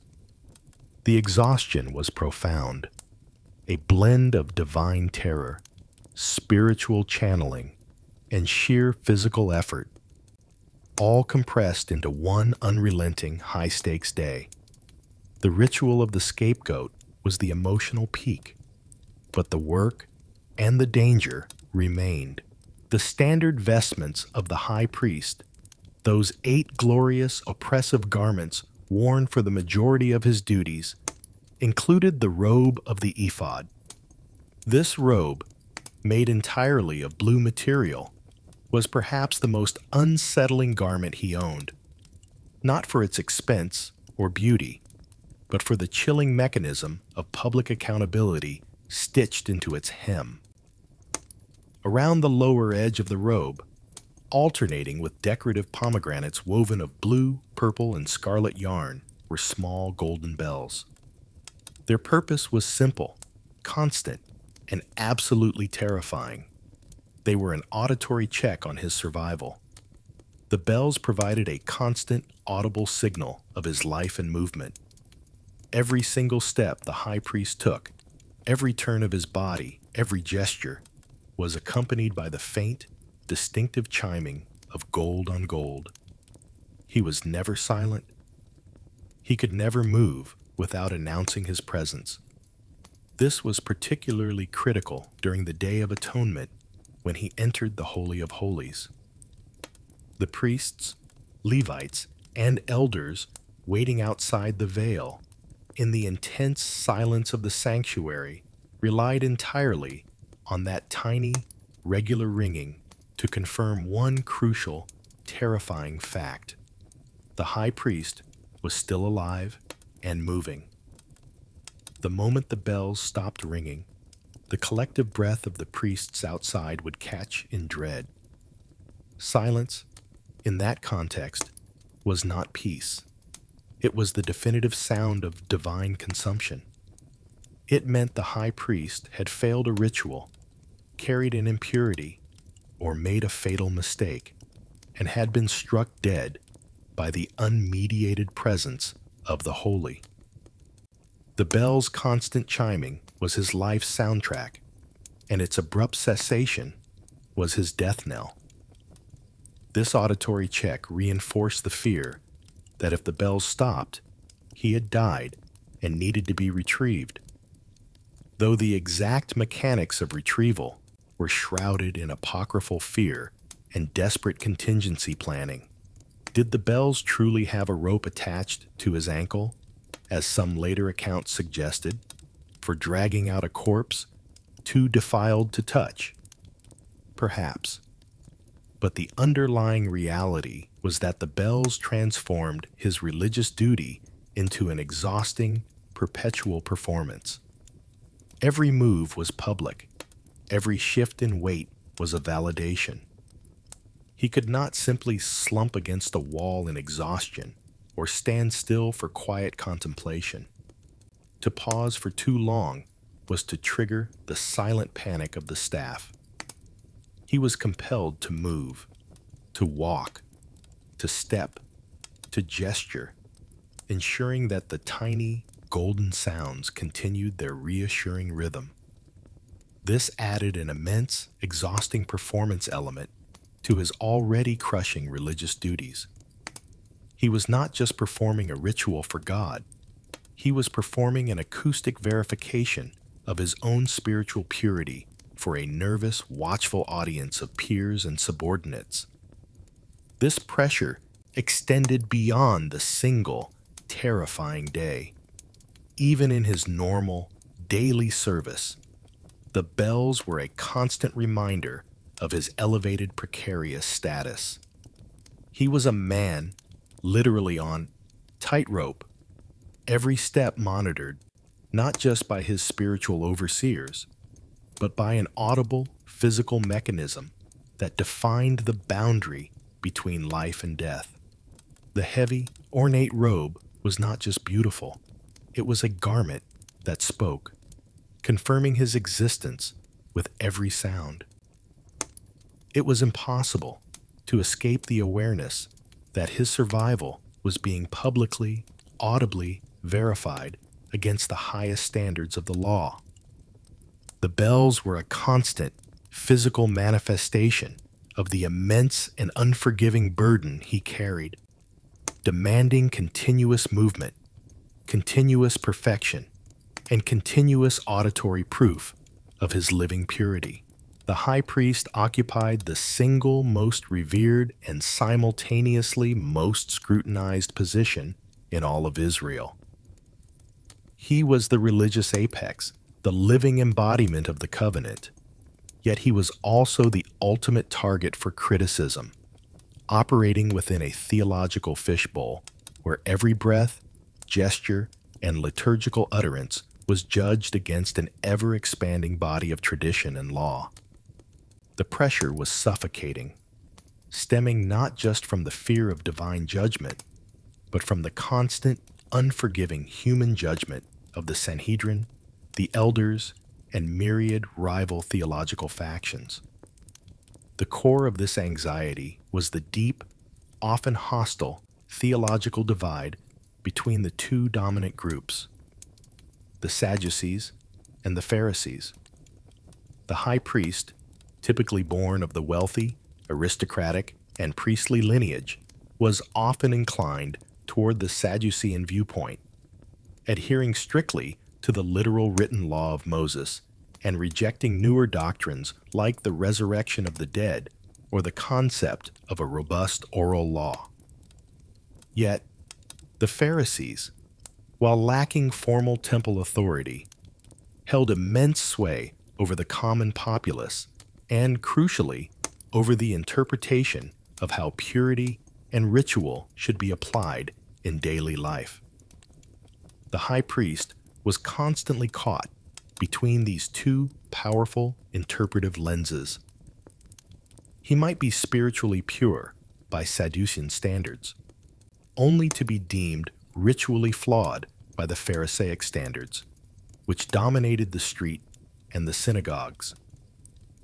Every single ritual performed by the high priest was, therefore, subject to perpetual second-guessing. Consider the endless arguments over minutiae, the required height of the hands during the blessing, the exact weight and blend of the incense, the precise angle of the knife during the sacrificial slaughter. If the high priest dipped his hands a certain way during purification, the Pharisees' scholars might whisper that he had invalidated his subsequent actions by failing to observe the minute traditional washing protocols of Netalat Yadayim. If he presided over a court decision concerning marriage or property, the elders would debate whether he had prioritized the cold letter of the Torah over the spirit of traditional, compassionate interpretation. His purity was not just a matter of internal holiness, it was a matter of public performance, and he was constantly aware that dozens of brilliant, critical minds were searching for the microscopic flaw that could be exploited to undermine his legitimacy. The anxiety was magnified because the scribes and elders held the keys to public opinion. If a drought afflicted the land, or if a minor calamity struck Jerusalem, the pressure was immense. Rival theological factions would immediately seize upon the event, claiming the disaster was caused by some subtle, hidden flaw in the high priest's ritual execution, a sign of divine displeasure brought about by human error. He was the ultimate scapegoat, the man responsible for the cosmic health of the nation. He had to defend his actions, his interpretations, and his lineage against men who had spent their entire lives studying the precise legal texts he himself was bound to execute. This human scrutiny extended beyond theology and into the realm of secular power. The high priest's position as head of the Sanhedrin also meant he was the chief liaison with the Roman authorities. This political role introduced a new layer of anxiety, as his religious purity was constantly being negotiated against temporal necessity. He was forced to deal with the demands of governors and kings, the meddling of secular powers, who might require a religious decree to quiet a riot, or a legal decision to protect a Roman collaborator. This external pressure set up his extreme vulnerability, turning him into a political target whose tenure was always conditional upon pleasing both God and Caesar, two masters whose demands were almost always contradictory. He was a spiritual giant, tethered by 100 petty political ropes, his every decision scrutinized by critics who wished to see him fall, either for theological gain or for political expediency. With the imposition of direct Roman rule in Judea, the high priesthood suffered a devastating metamorphosis, transforming from a sacred, hereditary, lifelong office into a compromised political appointment. This change initiated a period of soul-crushing spiritual decay, forcing the high priest into the role of a political puppet, a religious pawn serving the needs of a pagan empire. The inherent tragedy of his position lay in the impossible ethical split. He was consecrated to serve the immutable will of the Almighty, yet his job security and even his physical safety depended entirely on the fickle temperament of a foreign procurator. In the Second Temple period, especially after the Roman annexation, the power to appoint and depose the high priest rested firmly with the Roman authorities. Men were no longer chosen solely for their lineage, piety, or flawless knowledge of ritual, but for their wealth, their political malleability, and their willingness to cooperate with the occupation. This meant that the holiest man in Israel was often a man with questionable spiritual credentials, whose loyalty was first to the imperial power that put him in place. His primary function, from Rome's perspective, was not spiritual leadership, but civil administration, maintaining public order, mediating disputes that threatened to escalate into rebellion, and ensuring the smooth collection of taxes that financed the Roman garrisons. This predicament created an unbearable ethical tension. The high priest had to perform the most intricate and dangerous rites of purification and sacrifice, all while knowing that his very vestments, the garments that symbolized his unique connection to the divine, were not even under his control. The sacred pontifical robes, including the ephod and the breastplate, were frequently kept locked away in the Antonia fortress, the massive Roman military citadel that towered menacingly over the Temple Mount. This physical arrangement was a deliberate, humiliating assertion of Roman dominance. The high priest had to petition the Roman governor for permission to retrieve the robes for use on the holy days, effectively requiring imperial approval to serve his own God. This single act symbolized the high priest's profound lack of true autonomy. He was trapped in a system designed to ensure his loyalty was split. Perform your sacred duty, but do not anger Caesar's representative. The high priest was the lightning rod between two irreconcilable forces. On one side, he faced the fierce, unyielding piety of the Jewish people, the zealots, and the theological factions who demanded absolute adherence to the law and resistance to pagan influence.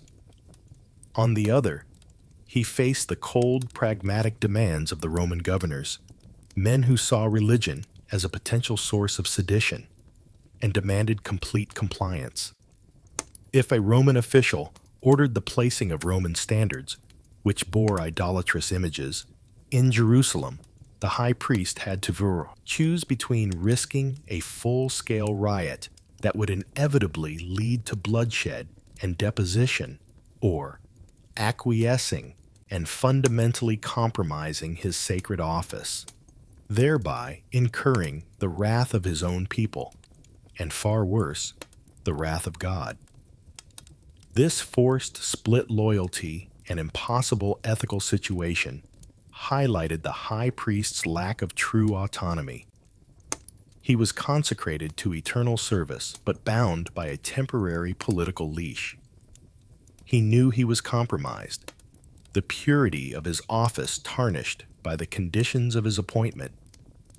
The anxiety of deposition was constant, creating an atmosphere where expediency often trumped righteousness. To survive, he had to become an expert politician, constantly calibrating his religious purity against the need to maintain a fragile political peace. He was often compelled to act as Rome's instrument against the very people he was meant to be atoning for. This systemic political instability ensured that the high priesthood could never achieve the spiritual gravity it required.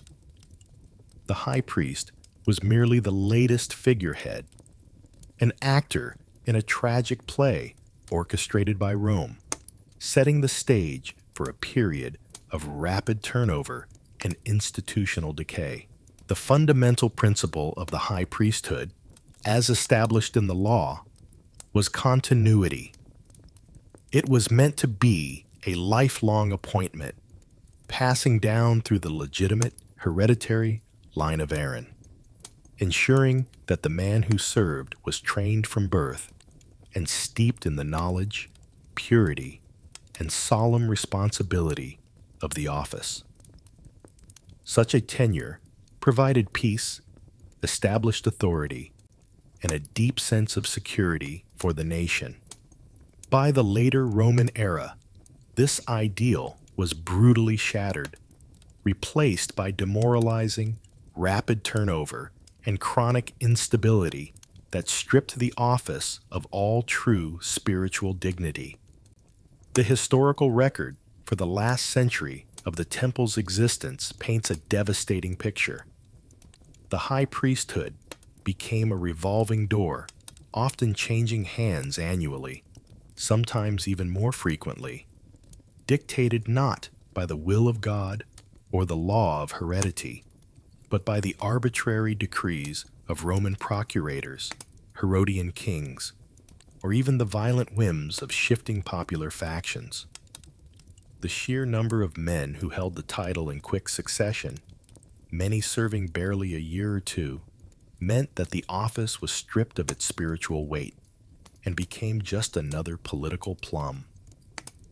There was one instance where 5 different high priests served under the single procuratorship of Valerius Gratus, an unimaginable rate of change for an office meant to be held until death. This devastating instability meant there was no long-term peace or established authority. The spiritual leader of the nation was perpetually an amateur, or at best, a short-term manager. Each new high priest had to rapidly learn the intricacies of the most terrifying rituals on earth, often with insufficient time for preparation, relying on the memory and instruction of his immediate predecessor, who was likely still alive and smarting from his own political deposition. This added the constant, acute anxiety of imminent political deposition to the already paralyzing fear of divine wrath. The new high priest knew his tenure was conditional, fleeting, and dependent on his ability to please the occupying power and manage the volatile populace simultaneously. The constant threat of replacement created the perfect conditions for systemic corruption and the rise of venal, ambitious men. The high priesthood was a position of immense temporal power, controlling the temple treasury, which was the repository of vast wealth from tithes and gifts, and wielding vast political patronage. When the office became available so frequently, it attracted ruthless individuals who were willing to bribe the Roman officials for the position. They would pay exorbitant sums for the title, knowing they had only a short, high-stakes window to recoup their investment, often exploiting the sacred trust for financial gain. The biblical prophet Malachi's condemnation of the priests for offering polluted bread on the altar seemed mild compared to the abuses of the later Second Temple period, where the very act of ascending to the priesthood was itself an act of political, if not spiritual, pollution. The spiritual cost to the nation was immeasurable. The people could not look upon their high priest, the one man meant to mediate their relationship with the holy, with unreserved respect or reverence. They saw a functionary, a compromised politician, a man who had bought his office and whose primary motivation was temporal survival and profit. The office itself lost its sanctity, turning the most crucial religious position into an object of cynicism and contempt.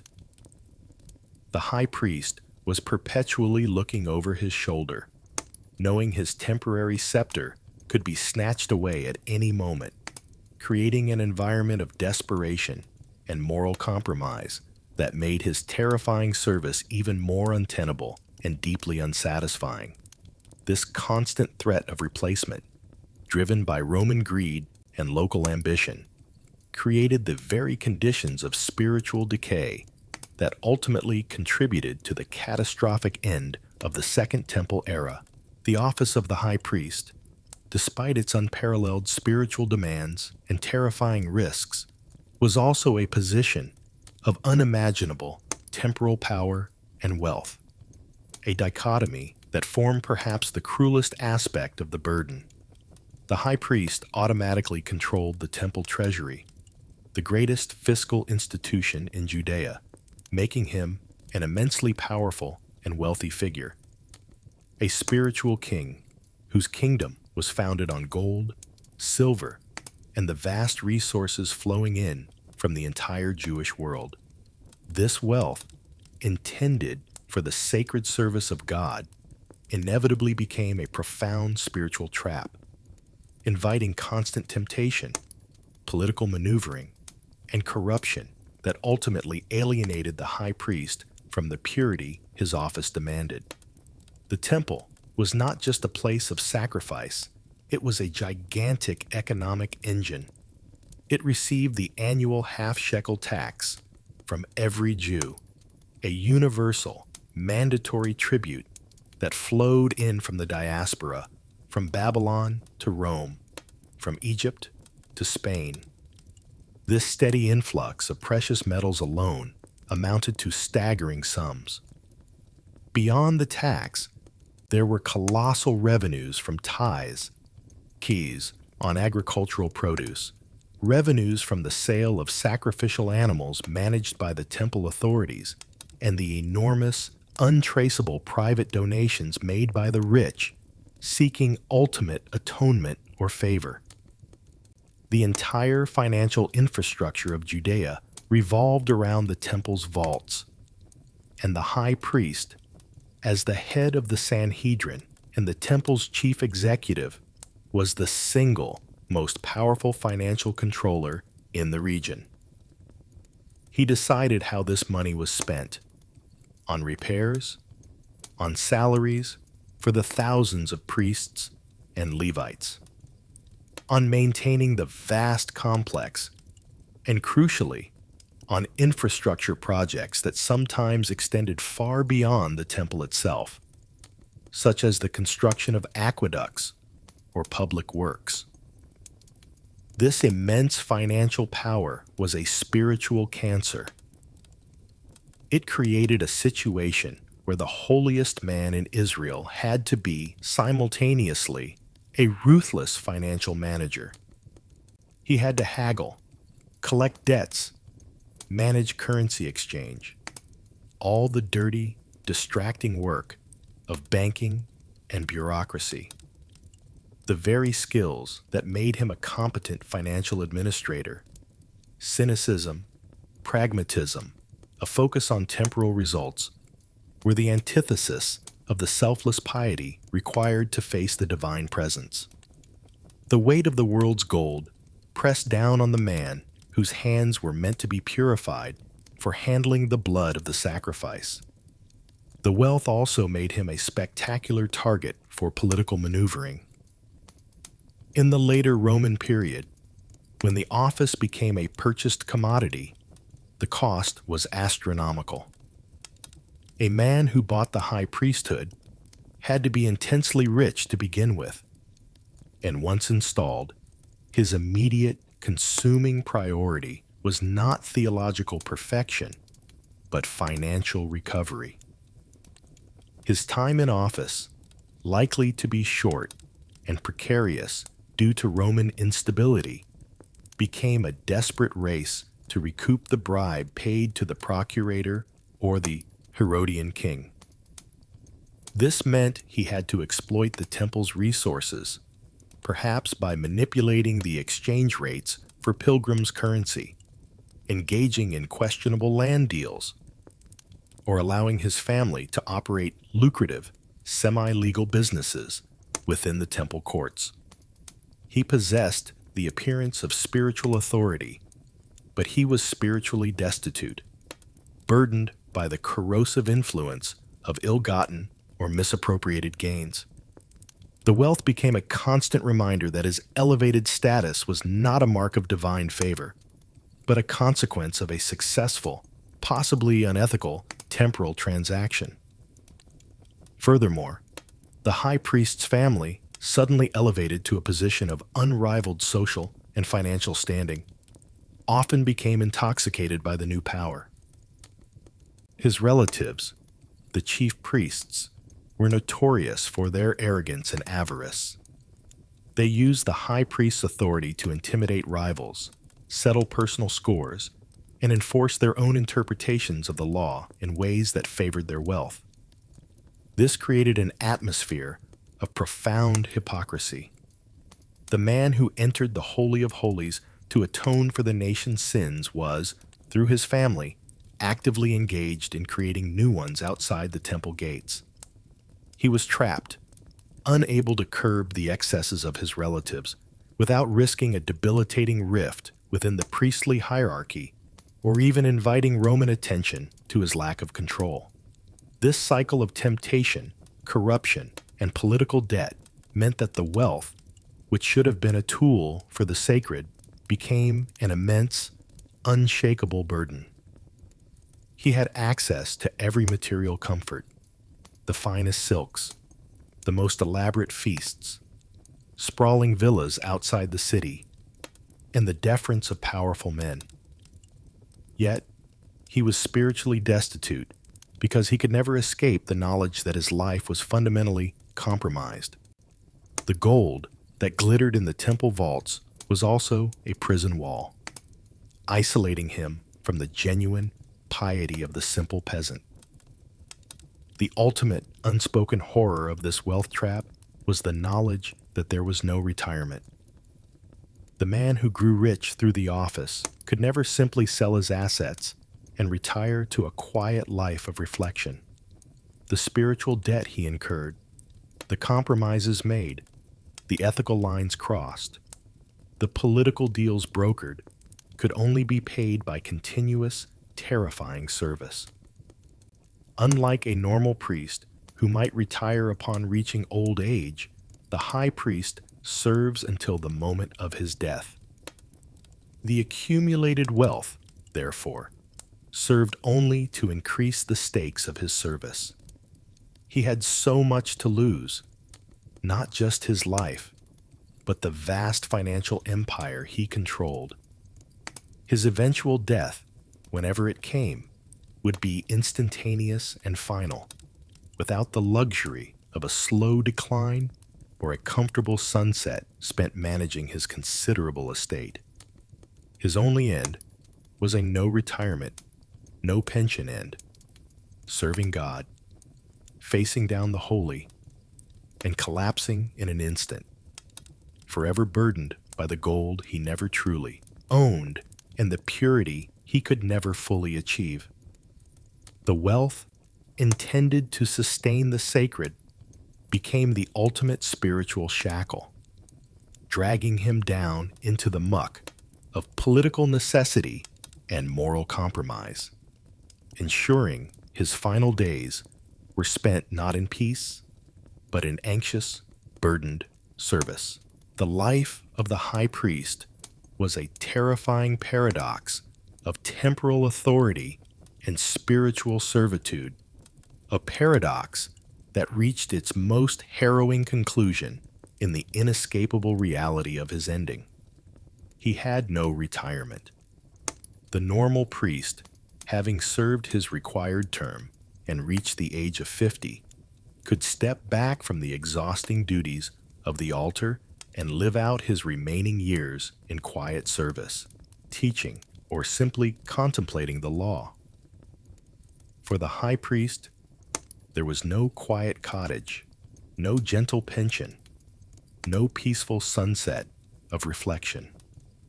He served until death, a fact that cast a long, cold shadow over every single day of his tenure. His was a life never truly his own, a state of perpetual, high-stakes readiness that culminated not in rest, but in immediate and total annihilation. This absence of retirement meant he was forever on the spiritual front line.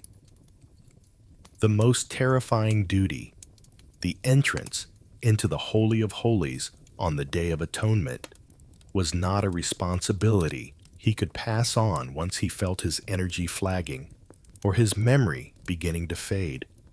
He had to be perfect, year after year, until his very last breath. Imagine the agonizing dread of an old man, perhaps 80 years old, frail and exhausted, knowing that the most critical, most dangerous ritual of the entire year still fell upon his shoulders. With failing eyesight and trembling hands, he was still the one who had to navigate the smoky, terrifying darkness of the Holy of Holies, the sole conduit between God and Israel, where a single, tiny ritual misstep meant instantaneous, fiery death. The physical decline of his body was merely a cosmic joke, increasing the risk of failure exponentially without offering any possibility of respite. The service was a constant burning torch that could only be extinguished by death. He held that flame until he dropped it, and it was immediately picked up by his successor, a process that was often violent, rushed, and unceremonious, especially during the tumultuous Roman period. In the rare, ideal scenario, the high priest would pass away peacefully in his sleep, and his son, already prepared and trained, would seamlessly assume the yoke. In the far more common and miserable reality of the later Temple era, however, the passing of the torch was often a grotesque scramble, a sudden death by Roman deposition, a hasty assassination by a rival faction, or a collapse from exhaustion in the middle of a mundane ritual. The moment he died, his successor, likely a man who had bribed his way into the position or been violently installed by a procurator, was instantly burdened with the immediate, overwhelming responsibility. There was no transition period, no handoff, no last piece of advice given over a peaceful meal. The mantle of service was ripped from one man's corpse and shoved onto the next living man's shoulders. The terrifying continuity of the burden was absolute, allowing no break between the end of one life and the resumption of the sacred machinery. The former high priest's corpse was barely cold before the new one was already preparing his purification rituals, terrified that his own term would be similarly abrupt. Perhaps the ultimate misery, the final, existential realization that his entire life was never his own, was the cleanup ritual involving his own body. While the high priest served as the living intermediary, he was a being of unparalleled sanctity, too holy to be touched or even contemplated as a common man. Upon his death, his body, now defiled by mortality, became a terrifying problem for the system he had served.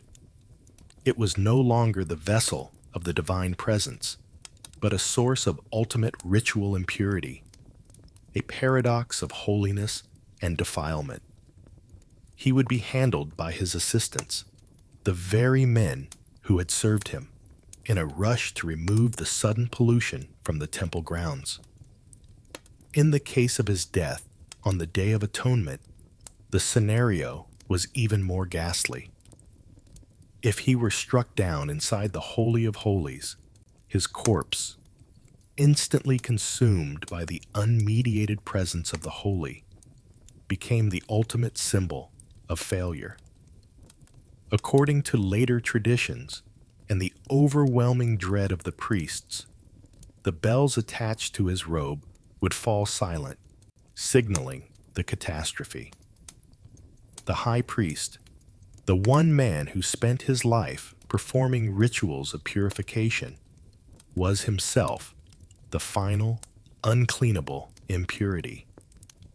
There was no grand funeral procession, no long period of mourning befitting a king. His death was primarily a procedural crisis, a defilement that had to be resolved immediately so that the terrifying spiritual machine of the temple could continue its work. His life ended not with a peaceful sunset, but with the burning torch of responsibility immediately handed off, his final moments spent in the acute realization that his death was merely a logistical problem for the system he was created to uphold. The ultimate, cold confirmation that his identity had been utterly subsumed by the office. His life was erased by the very sanctity he maintained, ensuring that his final, deep sigh of release was instantly overshadowed by the rush to appoint the next terrified successor. The final, agonizing misery of the high priest's life was not the fear of divine annihilation or the burden of the gold, but the profound, existential realization that his entire identity had been erased, swallowed whole by the demands of the office. He was a man without a name, or rather, a man whose personal name, the unique marker of his individual existence, his joys, his private sorrows, his distinct humanity, was utterly subsumed by the title.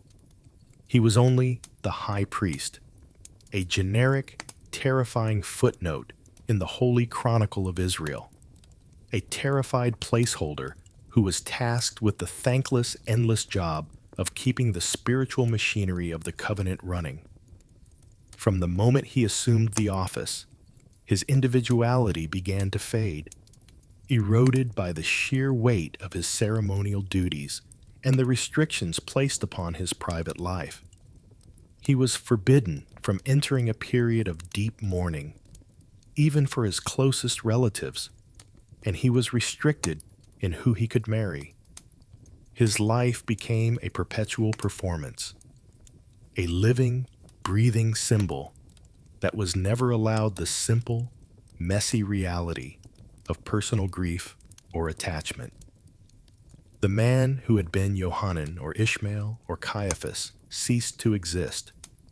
There was only the man in the gold and blue, the one who stood before the presence, his unique suffering, his personal fears, his specific lineage, all melted away into the generic requirements of the role. He lived a life of profound and crushing isolation, sealed off from true companionship by the wall of sanctity that surrounded him. How could he speak of the unshakable, visceral fear he felt while alone in the Holy of Holies? To whom could he confess the compromises he was forced to make with the Romans to retain his office? He was surrounded by subordinates and family, but his authority was too absolute to allow for intimate friendship, and his knowledge of the spiritual dangers too terrifying to share. Every conversation was either a negotiation, a legal debate, or a liturgical instruction. He was a lonely figure at the peak of the pyramid, looking down on a world he could never truly enter, unable to share the burden that was guaranteed to kill him, either physically or spiritually. The terror was not a one-time event. It was a constant companion, the background hum of his existence. It was the perpetual awareness that his purity, his knowledge, and his adherence to the ritual law had to be flawless, not just once a year, but in every moment, because God's anger was swift and lethal, and the spiritual well-being of the entire nation rested upon his continuous perfection. This existential pressure cooker, this demand for perpetual spiritual flawlessness, was a misery that no human being could endure with peace. His every act was the difference between national atonement and national disaster, a burden too heavy for any mortal soul. Yet, despite this unique, intense, and specific suffering, the historical legacy of the high priest is almost invariably that of an indistinct, often corrupted placeholder. History rarely remembers the fear in his heart, the political ropes around his neck, or the immense, detailed labor required to keep the ancient rituals alive. Instead, he is remembered as a title, a footnote, often only mentioned when his actions intersect with the lives of genuinely consequential historical figures. He is a piece of machinery, a necessary cog in the Holy Chronicle that is rarely celebrated for the hundreds of years of terrifying, successful service he provided. He is only judged in hindsight for the political compromises he was forced to make, or the one time a rival faction managed to replace him. His life was a sacrifice in every sense. He sacrificed his personal identity, his private comfort, his right to mourn, and finally, his life, all to maintain the impossible, unyielding standards of the temple. His reward for this immense, thankless burden was not eternal glory in the eyes of men, but a life of fear, isolation, and eventual erasure into the anonymity of the title. The curtain descends not on a grand retirement or a celebrated reign, but on the image of a man, possibly elderly and exhausted, standing yet again before the golden altar, performing the familiar, terrifying choreography the knowledge that his name would be forgotten, his specific suffering rarely remembered, and his greatest achievement simply that the spiritual machine kept running for one more year, settles over him like the heavy, suffocating scent of the temple incense. The script ends on the final, deep sigh of this immense, thankless burden, the silent exhalation of a man who realized too late that he had served the system perfectly, only to lose himself entirely in the process. His name is gone, replaced by the crushing weight of a title that demanded everything and offered him only continuous, unremitting, and terrifying duty until the final, merciful silence.